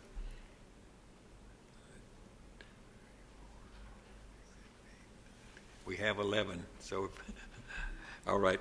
We still have a quorum. All of you in favor of that, please say aye. Aye. Any opposed? That passed. Okay, thank you. Now, this next one, okay, we're not getting into the really complicated stuff yet. Let's talk about the 2015 dental rates. We did not take an increase on dental last year. We now see that dental is not sustainable for an additional year without an increase. So the recommendation is a 9% increase for 2015 on dental. And a lot of that expense is being driven by the option 2 buyout. A lot of people have taken advantage of that, and we do see high claims on that particular product. So 9%, I mean, I don't have that sheet in here as such, but that's roughly. Is that this one? Yes, sir. Oh, that's the dental. Okay, it's colored. All right. Current rates, single for the county is $17.20. That's going to $18.54, so it's $1.30 up. So it's roughly a dollar. And of course, families are more.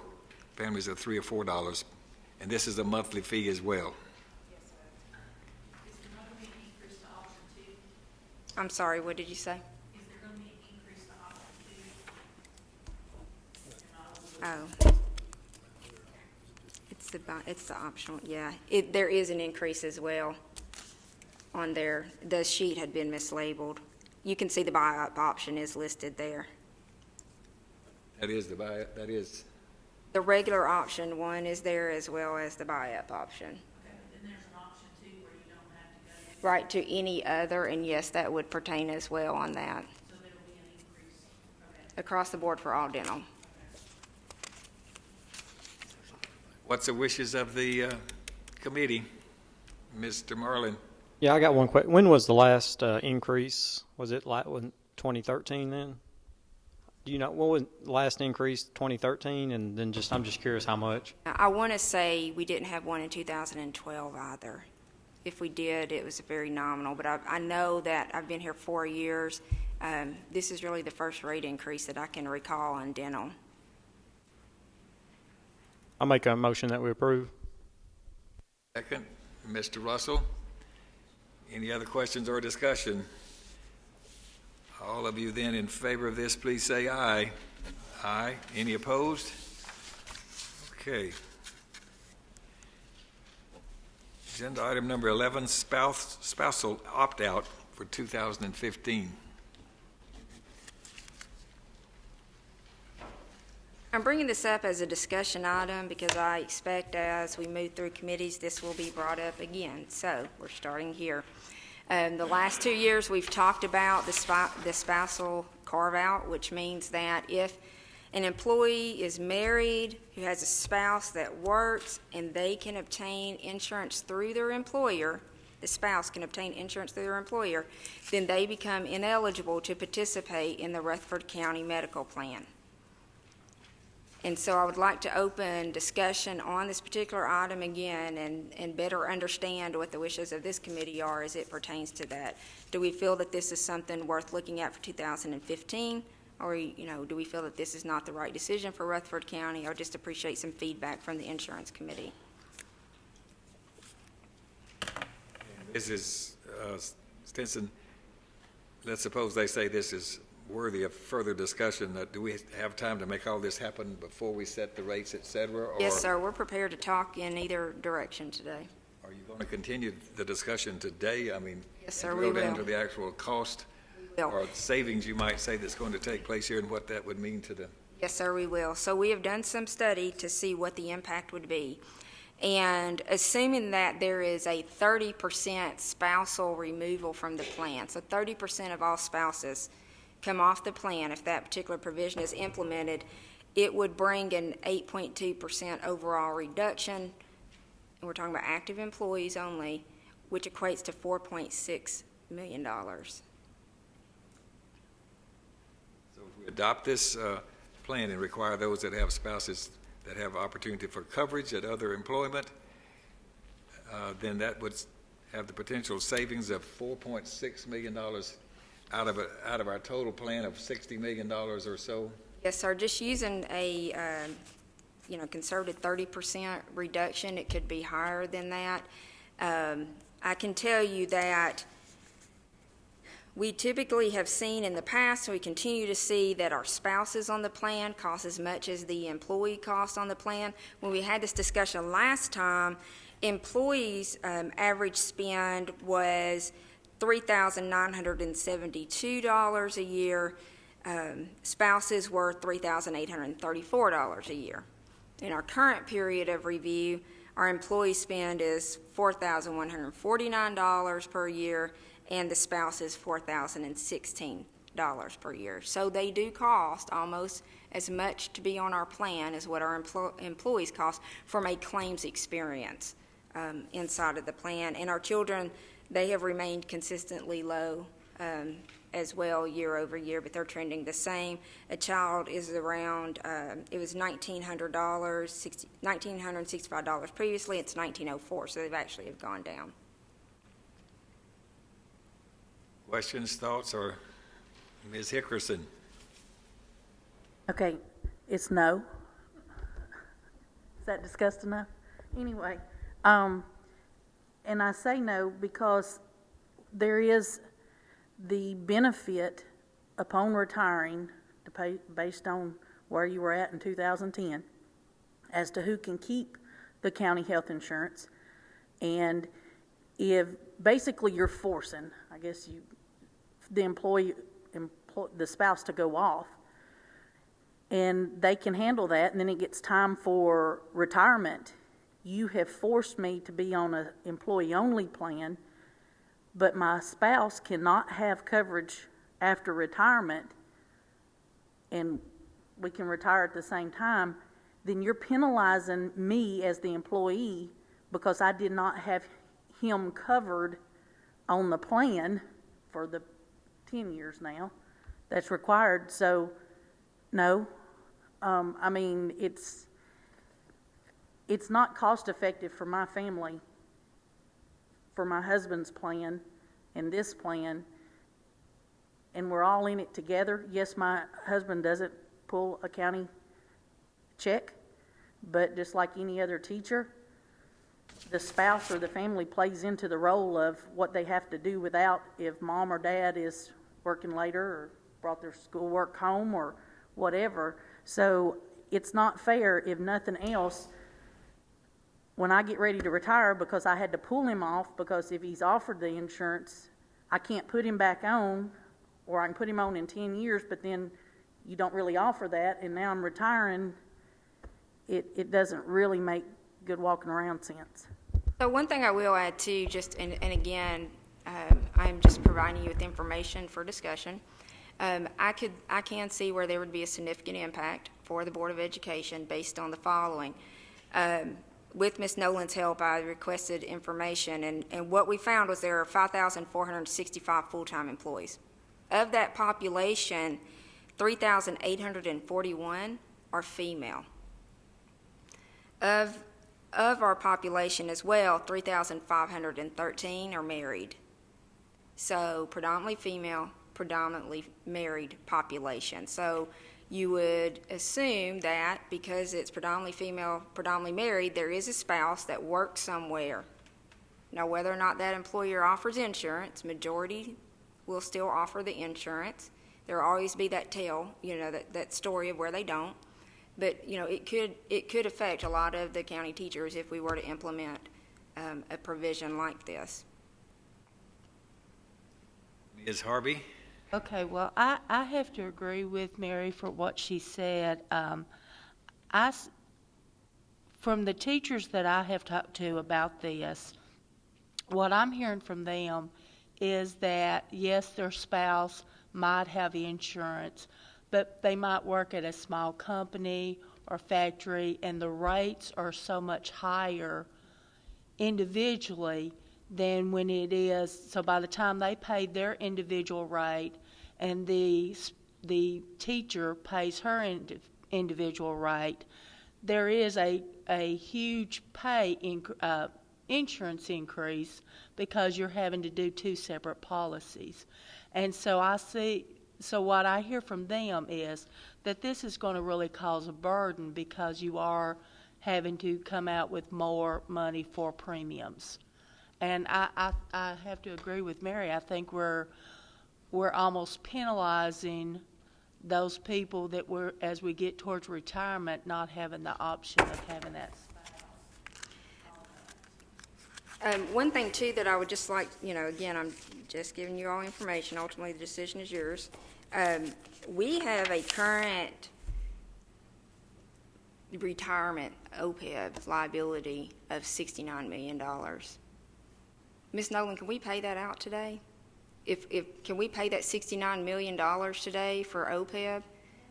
No, we can't. So the reason, yes, it does remove them off of that, but we don't have the 60, we've had these discussions last year.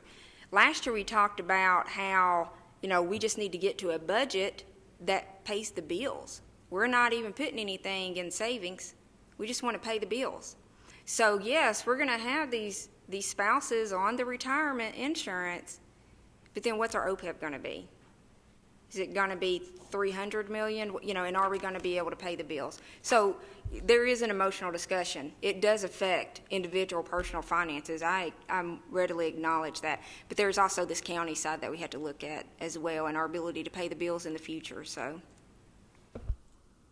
Paul, and then Ms. Stevenson. I was going to say, yeah, in my wife being a school teacher, she's not teaching now, so we're getting health insurance through Blue Cross Blue Shield. We got canceled under Obamacare, so we'll be getting new insurance next year. But our company offers health insurance. It's basically you're through a system where you pay 100% of your bills, so it's at a Cigna discount, and it's about $1,500 a month for your family. And so a lot of those people that are on that, I can see that. So I don't know that you might. The only way I would see that you could do something like that without having a little small revolt would be to say 5 years from now, this is what we're going to do. 6 years from now, start your new hires under that possibly your people that you're starting to hire, or if your spouse is offered health insurance and stuff, so they can make life choices. There's a lot of entrepreneurs out there that are married school teachers because they can't pay the bills, but their wives can. And sometimes I'm kind of like one of those, that have relied on that over the years and stuff. So I think as long as you did it, maybe set a date to where it was out far enough, that it would do that, or that where they could make their lifestyle. Because you can't do that for next year. People's changing a lot of people would have changed jobs, do stuff like that, to where they could get it or afford it. And then the second thing would be if you changed it for new hires, you wouldn't be affecting anybody that's here, and you could cut it off like you're talking about with that retirees. Now, it's a long-term deal right there, but you've got to make all these little adjustments that you've been good enough to bring us, to our attention, to where we can think about these things and see how we can save money to be able to save this plan.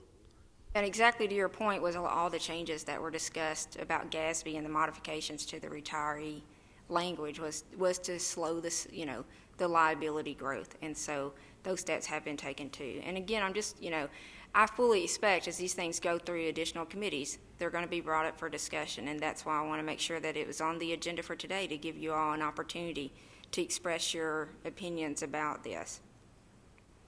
Ms. Stevenson?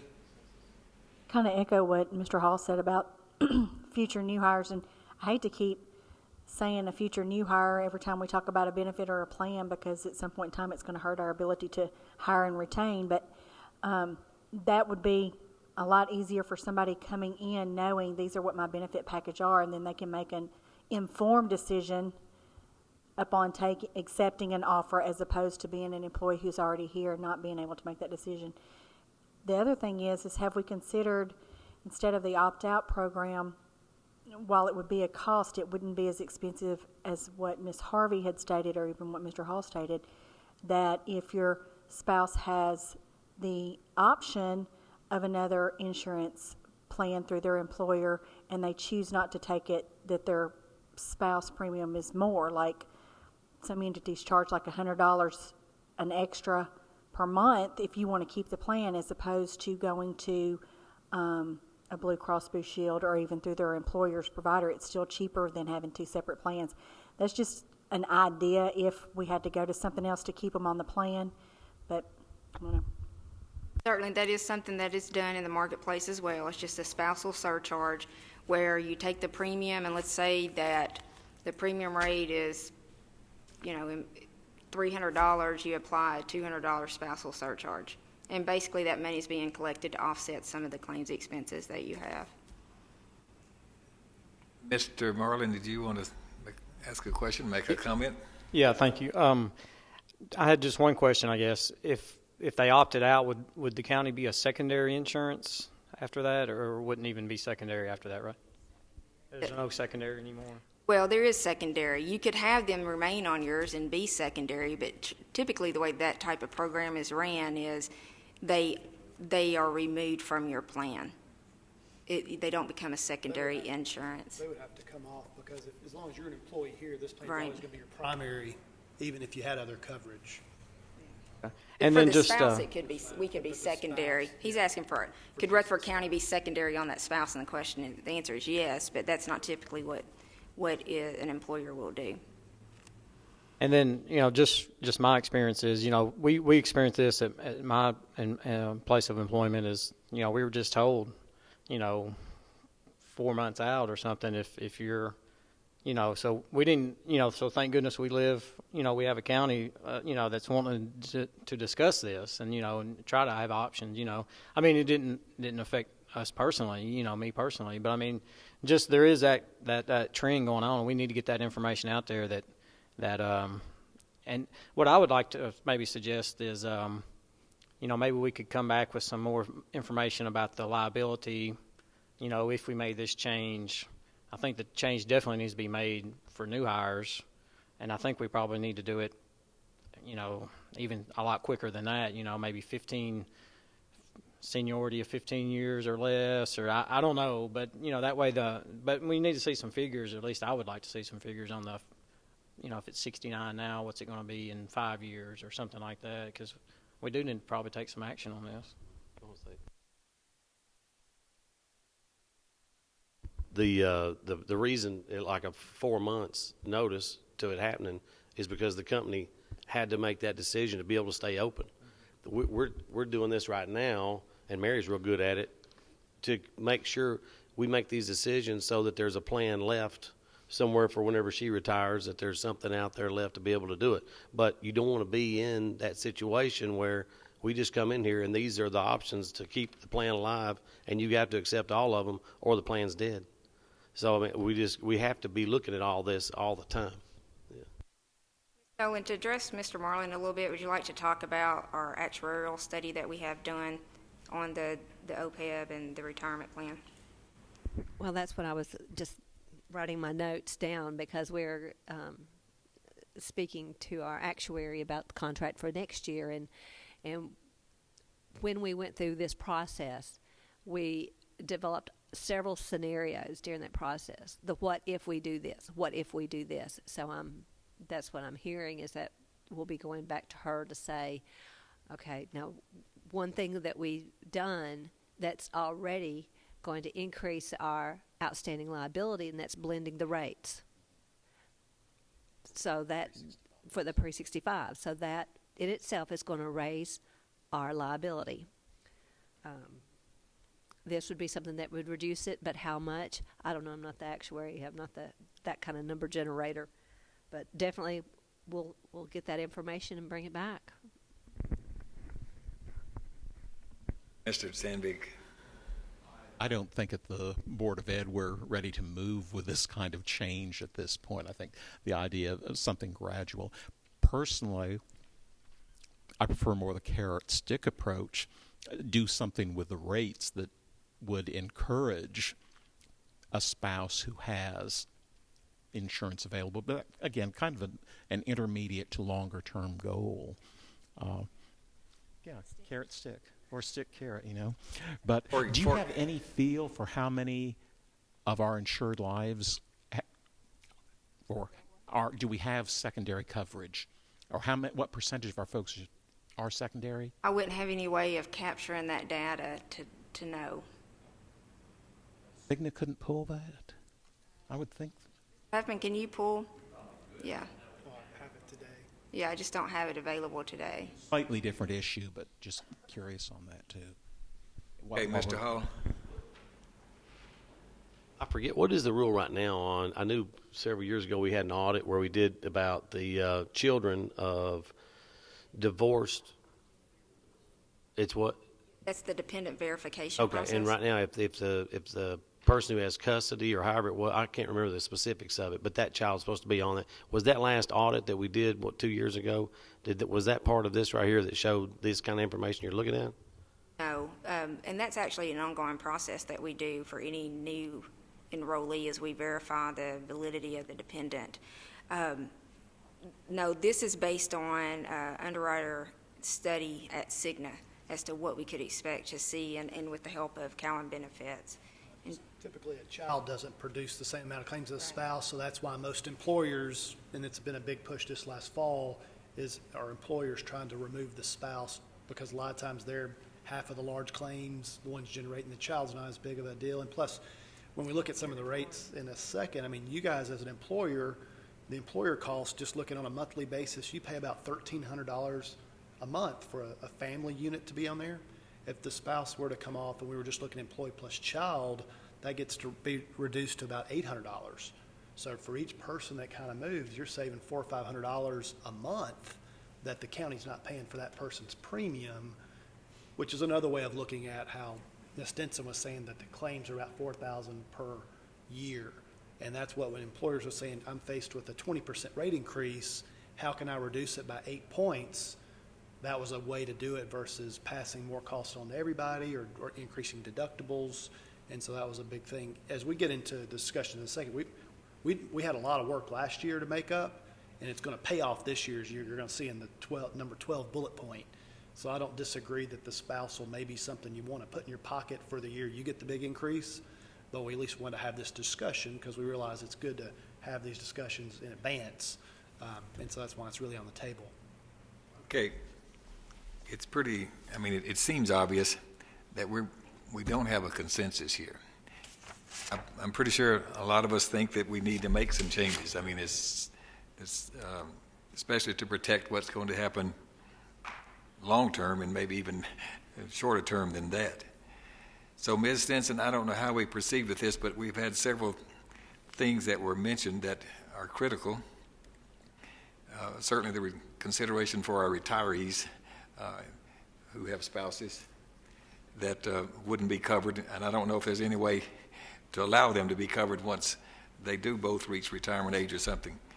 We've talked about a couple of options that might be something that could be worked into the system, whether it applies only to new hires or whether we put some sort of spousal surcharge. There's a whole matrix of things here that could be considered, and I'm sure the people that sit in these 21 chairs on a regular basis have got a lot more options in their mind than we do. It appears that we're going to have to put together some sort of actual proposals on 1, 2, or 3 different approaches for some sort of consideration, and I don't know whether we can even begin to think about that today or not. What's your thought? Well, my thought was that we would have the discussion that we just had, because I expect that as we have discussions about premiums, that it's going to be brought up, and now I better understand what the desires of this group are, and I will be able to more appropriately respond to commissioners and others who may have questions about this. And certainly as we develop future premiums, we'll be better prepared to bring back different types of scenarios on the spouses and show you what it would look like with the surcharge and some of these other things that we've discussed. So can we do that timely? And it doesn't appear we would have time to actually do this and make this effective coming January the 1st, or could we do that and still work through that together with what we're fixing? Desires of the group to do anything for 2015, the consensus that I hear is that we're not ready to take that step to do anything with the spouses, but we realize it may be something that we have to do in the future, and these are some things that we need to look at as we're trying to control our claim spend. Okay, so we won't go forward with trying to actually implement these changes this particular January the 1st of 2015, but we'll be working diligently towards some sort of plan of options that we might consider as we go forward. Is that sort of what we're seeing? Yes, sir, that's correct. Someone wanted to say something back here, Mr. Hall.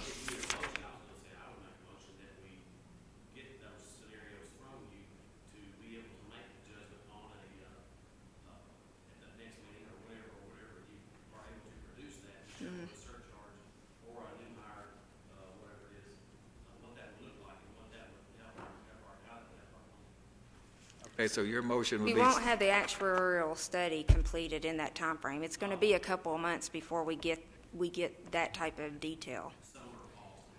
Yeah, which will be too late because we have to, for this year, yes, for the next year, yes. so would your motion be something to the effect that we start the journey of developing options and scenarios that might be appropriate for further consideration as we move forward, probably not implementing those until January of 2016, but it may take us that long to really work through all of this. I just got a question before I. Got to have a second before we can have any more discussion. Mr. Gammon, now Mr. Marlin. Okay, sorry. So if we wanted to do the new hires with this information in the summer, we could do that starting in 2015, correct? Probably, that wouldn't affect, or would it? That is true. You could say that new hires are carved out effective 1/1/15. We could go ahead and pass our rates, and then you could carve out them for next year, starting next year. Well, I think we need to have all of that in the whole scheme of the matrix that we might create here, and that would be one of the negatives potentially. Ms. Barnes? And I agree. I know that's something to consider, but I would like really for us to put everything in line first and talk about it before we assign any dates to anything. And I think new hires is a logical step, but please let us wait and put it all in place and talk about it and then come up with a plan. So, Ms. Anderson, if it's okay with the maker in a second, there are no dates in there. We're just going to start a serious evaluation of what the potential options and alternatives are, and we'll bring them forward as they're available, coupled with our actuarial study data that would show us the savings, et cetera. Other discussion? Ms. Stinson, is that fair, clear enough for you to proceed if we approve this motion? All right, if there's no other discussion, all in favor of that, please say aye. Aye. Are there any opposed? We're getting weaker and weaker on these ayes now. It's getting more and more complex, isn't it? Whew. Now, 2015 medical premiums. This may be good news. Yeah, this is, okay, we have our sheets, which you became familiar with last year. To assist you in the upper right-hand corner, we have numbered the pages this year. And we are going to begin discussions with only page 1 and 2. And I actually gave you an explanation as well, so if you forget, then you can go back to it. So, page 1, what this shows us is our 2014 rates at our current contributions. We have actives, we have pre-65s, we have post-65s. It's just as it is today. So if you want, as we further our discussion, if you want to say, what are we doing today? Go to page 1, okay?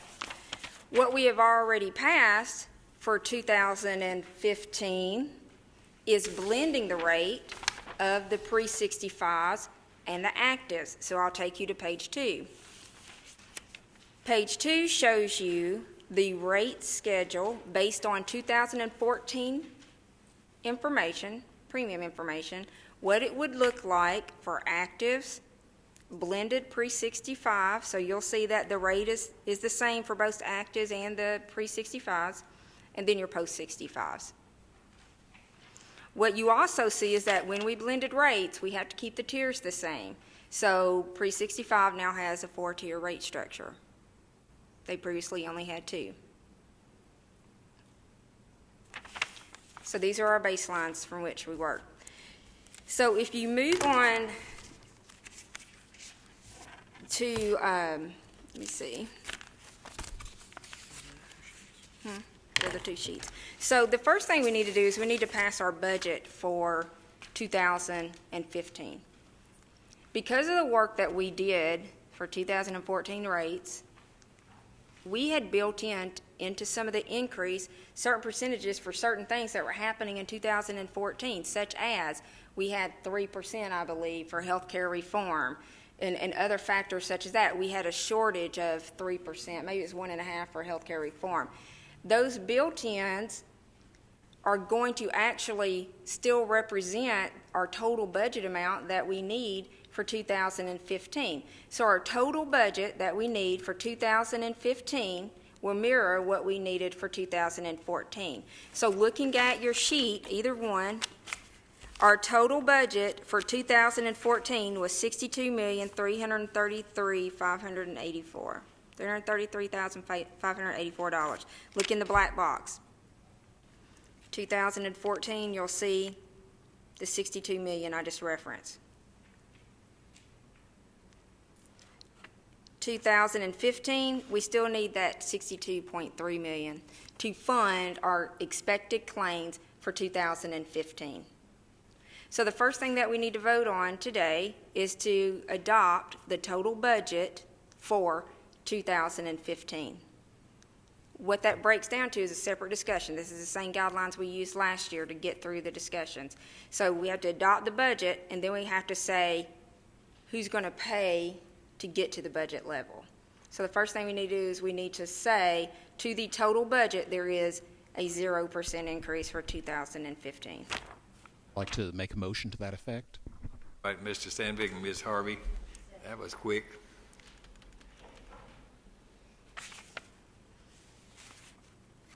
And Ms. Stinson, this blended business, this is a commitment we made previously that we would blend those rates in with the pre-65 in with the rest, Yes, sir, with the actives. That's correct. So we're making that major change there. But we're going to do it with the same amount of total budget. Yes, that's correct. All right, so Mr. Sandvik, we have a motion and a second on the budgeted total expenditures for 2015 will be the same as they are currently, which means there's no changes in these rate structures that we see on page 1. Is that fair? There will be changes to individual premium rate increases. We're only talking about budget right Talking now. only about the budgets. We're not talking about who's paying what, just that our budget will remain $62.33 million. Yes. Right, there will be a 0% increase to the total budget is what we have a motion and a second on the floor. Okay. And Ms. Harvey? I have a question. Did the portion of the recommendation from the insurance committee about the pre-65 people being able to leave and then come back, was that approved, and will that affect the monies that we would need in our insurance budget? Yes, all those resolutions are provided to the underwriter that assist with developing the budget. So they will, yes, and they will take an estimated percentage of what the impact will be, and that would be reflected in this number. So yes. Okay, any other discussion? All in favor of this, saying that the budget remains the same, there's no change in the budget, total budget, please say aye. Aye. Any opposed? All right, next step. So now we go to number 3. Number 3 is our commitment of reducing the active employees' contribution by 1% annually. Now, you will see an increase to employees for 2 different reasons. One is because we blended the rates. When we blended the rates, over $800,000 really moved from that pre-65 population to the actives. So that would cause a minimal increase. It was about 1% to what the employee pays in their premium. The other commitment that we had to fulfill was lowering the contribution level, with the exception of employee only, by 1% annually. And so what we see on page 3 is the impact of blending the rates and lowering contribution by 1% for all tiers except for the employee. So you will see, as an example, on the copay plan, looking at County General, An employee only would see a 71-cent per month increase in their premium. Now, we didn't lower the contribution rate, but there's an impact because of blending the rates, so that's where that increase comes from. For employee plus spouse on the copay on county general, for employee portion only, it's $2.10 a month. That's reflective of the lowering the contribution and the blending of the rates. $1.85 for employee plus child, $2.90 for employee plus family, and so forth as shown on the sheet. You will see that by blending the rates, again, we have a scenario that reduces the monthly premiums for our pre-65s because they reap the benefits of spreading the premiums throughout a larger population. This should be the only year that we see a reduction for them unless we see a reduction for everybody, because now we only have one rate structure for actives and pre-65s.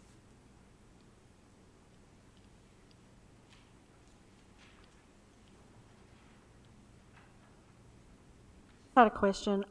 A few minutes ago, when we were talking about item number 11, and you were talking about how much an employee cost, how much a spouse cost, and how much a child cost. Remember when you were talking about that? Why would, and I'm just asking to try to wrap my brain around, why would the employee plus spouse not be a higher percentage than the employee plus family if the child cost us less?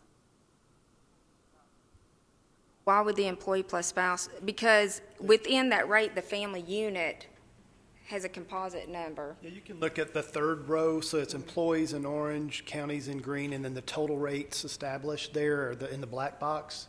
So the insurance rates are higher for an employee plus spouse than a child, and so we're applying the same percentage to those, but the rates established by the insurance company are higher. I see what you're talking about.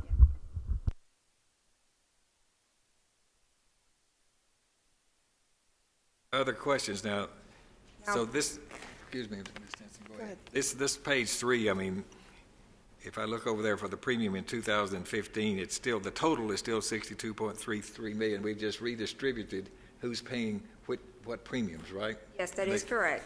And for demonstration purposes, number 4 that's provided to you shows a 2% reduction in county contribution. So sheet number 3 reflects a 1% reduction. Page 4 reflects 2%, right? I think when we looked at it before, really it's about a $450,000 difference. Each point that we move from the employer to the employee saves the county about $450,000. So, in discussing that, just to reiterate a couple of points as you're deciding on what the premium structure should be, you're looking at a difference of $2.10 at 1% for employee plus spouse on the copay plan versus $2.25 for employee plus spouse on the copay plan at 2%. If we take a rate increase next year, what's that 2% going to look like? Actives are already absorbing over $800,000 this year. So, is it the right year to lower it more than 1% when we're already asking our active employees to take on an additional $800,000+? And we're actually giving them a reduction to pre-65 employees. I would just ask for you to consider that when you're looking at what's the right premium for 2015. So the data on page 4, there's no changes on the pre-65 from page 3. They're exactly the same. Is that correct? That's right, because their contribution remains at 50%. So it's only an impact to the active population.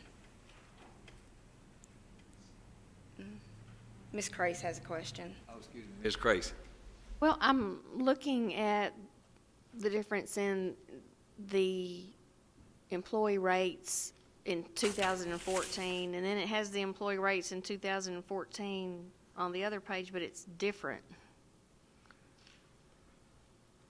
Shouldn't the rates for 2014 be the same on each page? Are you on the rates side of it or the totals? Well, I'm on the employee portion for the general. And if you look at Wait just a moment. We got a couple of conversations going here. We're going to have to single focus on what we're thinking about, Ms. Grace. So, My question is, on these pages, it lists the employee see. portion for 2014. But Yes. on the next page, it says the employee portion for 2014, and it's a higher number. Brown's looking at the form. on page 3 versus page 4, it would be a higher number because we've gone from 1% to 2%. It's pulling off the same percentage. So if you look, I can fix this, but if you look at the page 1 as is, number 1 as is, has like, for example, it's 138.14 today. If everybody's seeing the copay plan, 2014 employee plus spouse rate's $138. That stays consistent for the number 2 page. But then, yeah, on the number 3, when we did adjust it down to the second point, it does change it there, the second. So that's not really the premium for 2014. Yes, the premium for 15, but the difference between 14, I need to adjust that. So it is the right premium for 15. So you could go ahead and project that and Yeah. make your adjustment right there and show them what the actual premium would be. That makes for a much bigger increase. I'll do What it the right here actual and show it to you. increase. Lost a few of us, so when y'all get that figured out, tell us specifically. Well, if you look, the rates for 2014 are what they are, but they're different on these pages. Yeah, that's right. So when Mr. Brown was developing and he was moving some of the numbers around, they were on number 3, it's not correct, and that's what he's fixing now so that he can demonstrate it online. Oh, okay. Because it changes the amount of the employee piece, which then the contribution changes it. It should. Because the number that you're originating from is different. The 2014 rate is incorrect on page 3. On page 3? And 4. And so the amount of the increase is also incorrect. You look at the HRA plan, the employee plus spouse right now is $15.40, but if you go to page 4, the employee and spouse is, $30. So that's a 100% increase for the employee.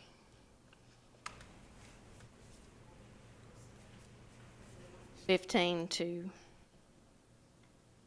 $31. Okay.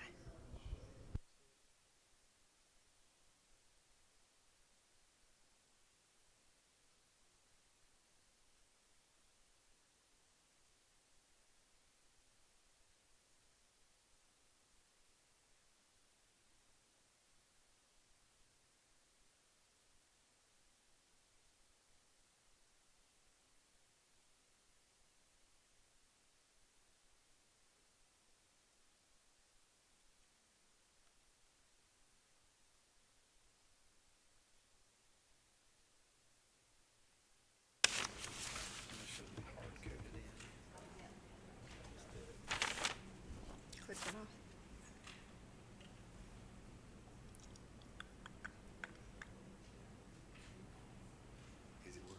He's getting it. It's showing here, just not there. Zach's working on it. Go ahead, I can't. Yeah, so, I mean, if you want to look at it as he's trying to pull it up, essentially what we were saying is, so look at spreadsheet number 3. That's, yeah. So here is spreadsheet number 3 with the 1% change. And so the 1% change now has, make sure I'm looking at it right. So it has the current rate. So right here, the current rates, 150.60, which was the same as it was on the spreadsheet you're looking at, and the 138, 121, and 190. If we go to the 86, so the 1% reduction, the rates that you have on yours are correct at 51, 150, 32, and 208, but now the difference is listed here. So instead of the $2, which is a great point to point out, it's 12, 11, and 17. So this, I got you. what was proposed is 1% each year. At the 1%, the current rates and proposed, these are the change to that plan, to this one, to this one.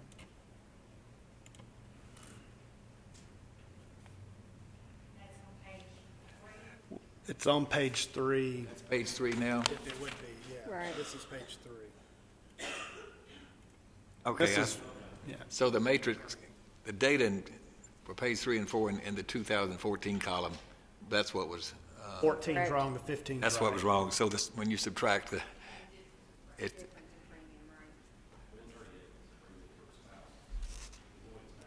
Correct.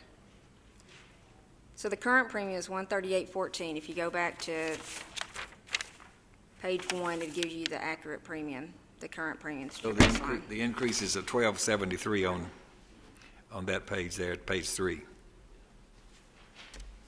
And $11.21. And it still reflects the blending and the 1% contribution.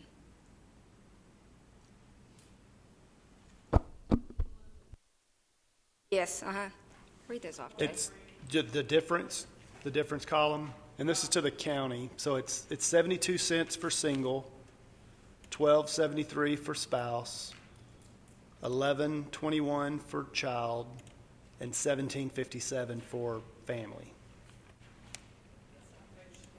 Page 3. You mean to give the other? You mean to go all the way down? So 96 cents for the deductible plan employee, 96 cents, $15.02, $33.23, $20.74, and then for the HRA zero change for singles, $8.05 for spouse, $6.98 for child, and $12.27 for family.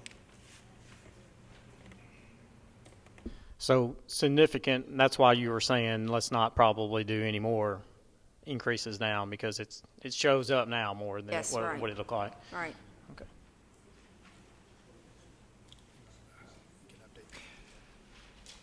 So Mr. Brown's saying that he'll reprint these, and then I will make sure that.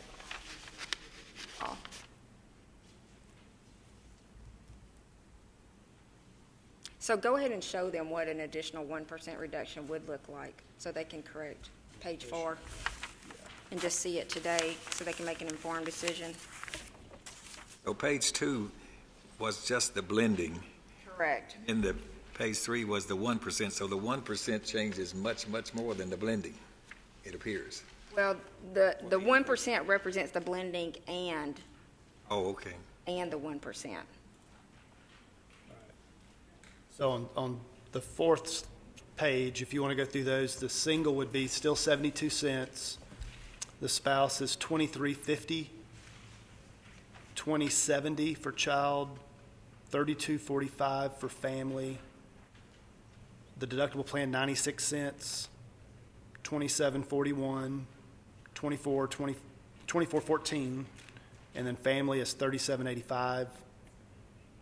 Zero for the HRA, $15.87 for spouse, $13.87 for child, and $22.06 for family. So you can see that's why we were leaning towards the 1%. As a percentage, either one of those is pretty substantial.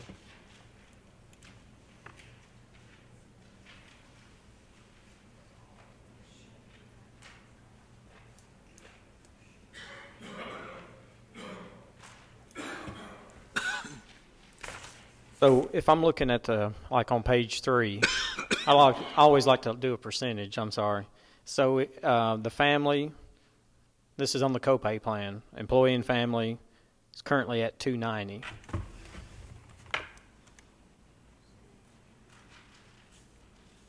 Employee plus family copay should be $17.57. And it'll go to $17.57, which Right. is like a 16.5% increase. Am I reading that right? Based on, well, but the 290 really is irrelevant because the wrong baseline had been plugged in. Yeah. Right. So really what you want to do is this, calculate on this, Jay, do what percentage it actually is from 190.77 to 208.34. That's the number that Mr. Marlin's trying to get to. So for the family copay plan? Mm-hmm.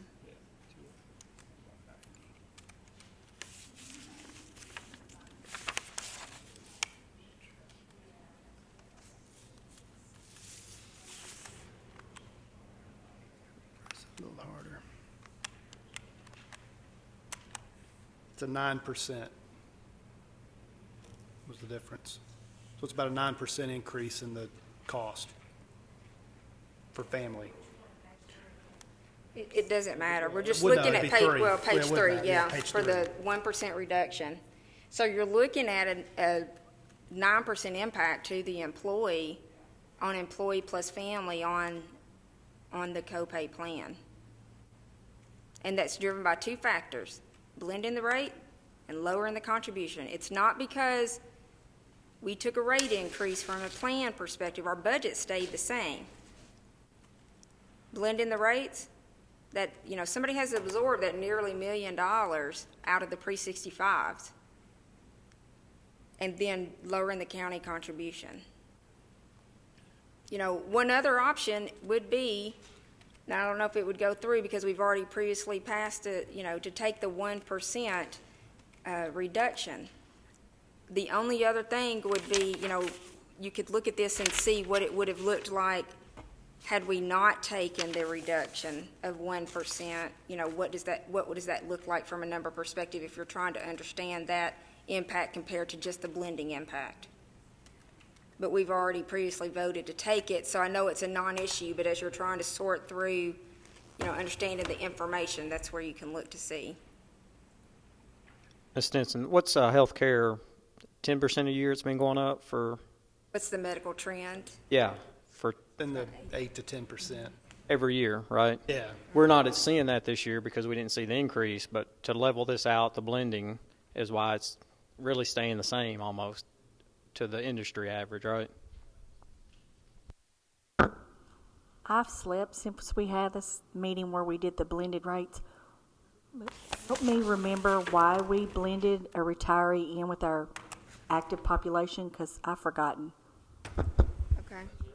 There was major discussion from our pre-65 retirees. So last year during, and I actually brought the minutes because I expected that to be brought up. Last year, in the 11th hour, a proposal was brought forward for us to blend the rates. And the pure premise of doing that was to minimize the rate reduction, to minimize the increase for the pre-65s.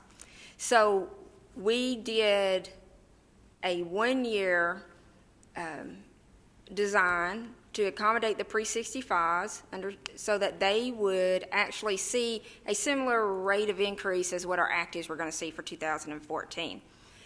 And we passed that on the basis that we would do additional study about blending the rates. So we went back, we did additional study, we did what we normally do, we talked to other municipalities and such, and we brought that back to the committee, presented that majority of other municipalities in which we were able to contact actually blend their rates, because having it freestanding is not sustainable, which is what we were starting to see, because there becomes that conflict between getting the budget and passing the increase. And those two things makes it not sustainable long term. And so therefore, based on the fact that it is common practice within other municipalities, the vote was taken to blend the rates and it passed. And that's. But when you look at 1 versus 2, the blending of the rate didn't change the employee contribution that much, though. If you look at 1 and 2, that is really just the 71 cents, $1.95. I mean, going from the 87 to the 86 is where the big change happens. So if you look at 1 and 2, it's really not that many dollars. It's the next one that caused that bump. And I know I've messed up the spreadsheet, so you can't see that as well. But And it's less than 2%. Right. Yeah, it's the next and one that's that's why where I it had said earlier, no, we The can't do blending. The anything blending's about not the issue, it's your 1%. right. I'm not really, I mean, I hope to retire one day and get to be in this group, but I doubt it'll be a pre-65 group for myself. But I was just thought that it was amusing that the retiree got a 40% pay increase while the employee who is actively working took a 9% pay cut. So I was just having a little hard time swallowing that for our active employee population, that they, you know, are getting hit with an extra 9% so that a retiree could get a 40% pay increase. Well, and I think, though, that, It was last year. well, no, it's not necessarily a 9%. It's more of a 1% hit to benefit the pre-65 retiree. The other 8% is coming from the reduction in the contribution. Yeah. Mr. Sandvig? Well, even though I wish I thought I could say I don't think we need to lower the employer contribution at all, we've already addressed that issue. Logically, we know we have to, even if we don't like the concept. I would like to see us hold at the 1 percentage point draw. Again, we've had 2 steep years of increases in a row. This will still help keep us on path toward better controlling the employer side. And if you're ready for a motion, I'll make one. That's your comment. We don't have any motion on the floor. All right. If you're ready for a motion, I'll make one. Okay. What's your motion? My motion is the premium proposal on Schedule 3, 1 percentage point shifted from employer to employee, plus the pre-65 change we already approved. All right, so you're making a motion for us to accept the rates, you might say, that are on page 3, which includes the blending and the 1% reduction in the county portion of its contribution. Is that correct? Do we have a second? That was Ms. Hickerson. Any other discussion? Mr. Marlin? Just to be clear, it's not actually on the page, it's what's on the screen then, right? Yeah. Yeah, with the correction on it. Well, the new rates are even on the page, but the differences are not on the. The rates are right. But the rates are right. All right, any other discussion? 86%. Now, Ms. Well, I think weren't there some other numbers that weren't precisely 87 or something? actually what the motion should read is that to lower the county contribution by 1%.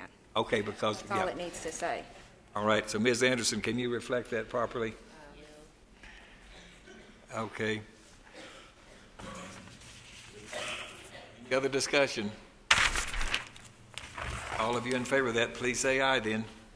Aye. Any opposed? All right, let the record reflect it was unanimous when it gets to our commission.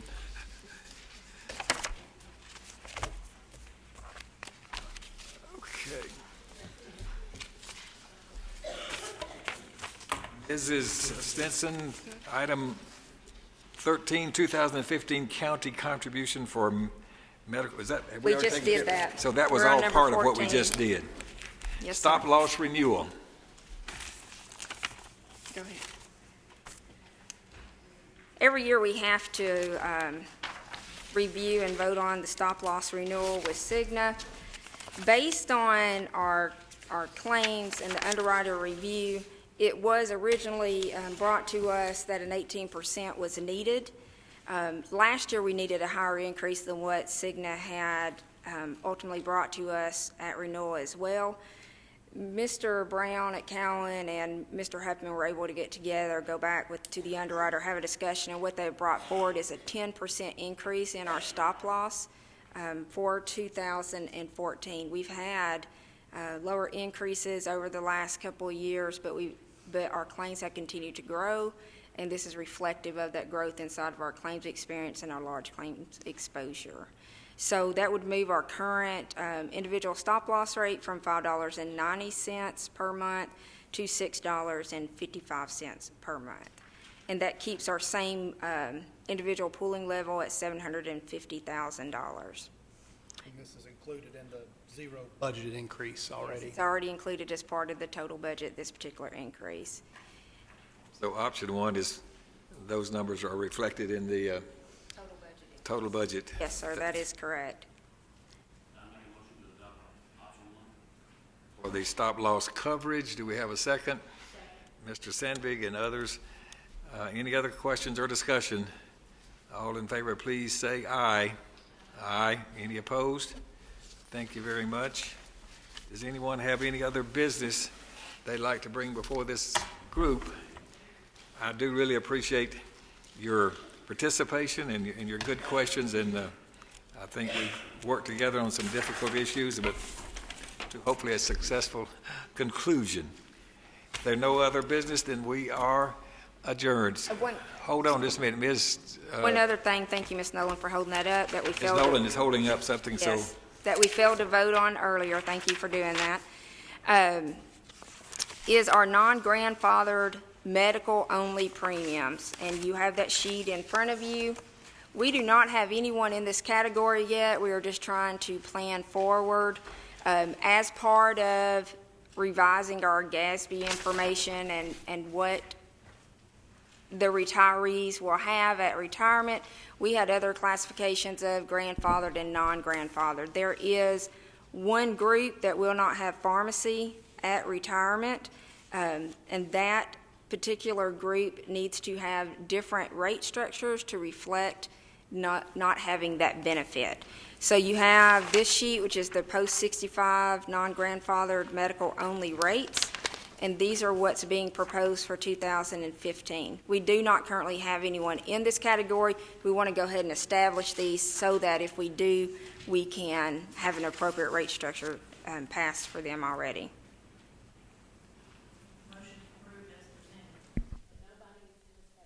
That is correct. and a second from Mr. Hall and others. Any other questions? Ms. Nolan?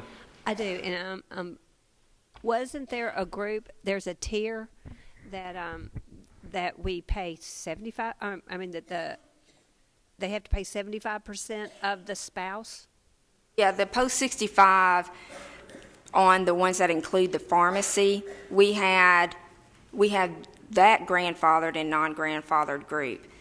On the post-65 that includes the pharmacy, grandfathered, non-grandfathered, the only thing that changes is the contribution by the county. Now we have a third group in the post-65 which do not have pharmacy and for which we have different rate structures. Yes, they are still 50-50, they just do not have, there was only that one group that had the higher contribution by the county. Everyone else after that group only has the 50%.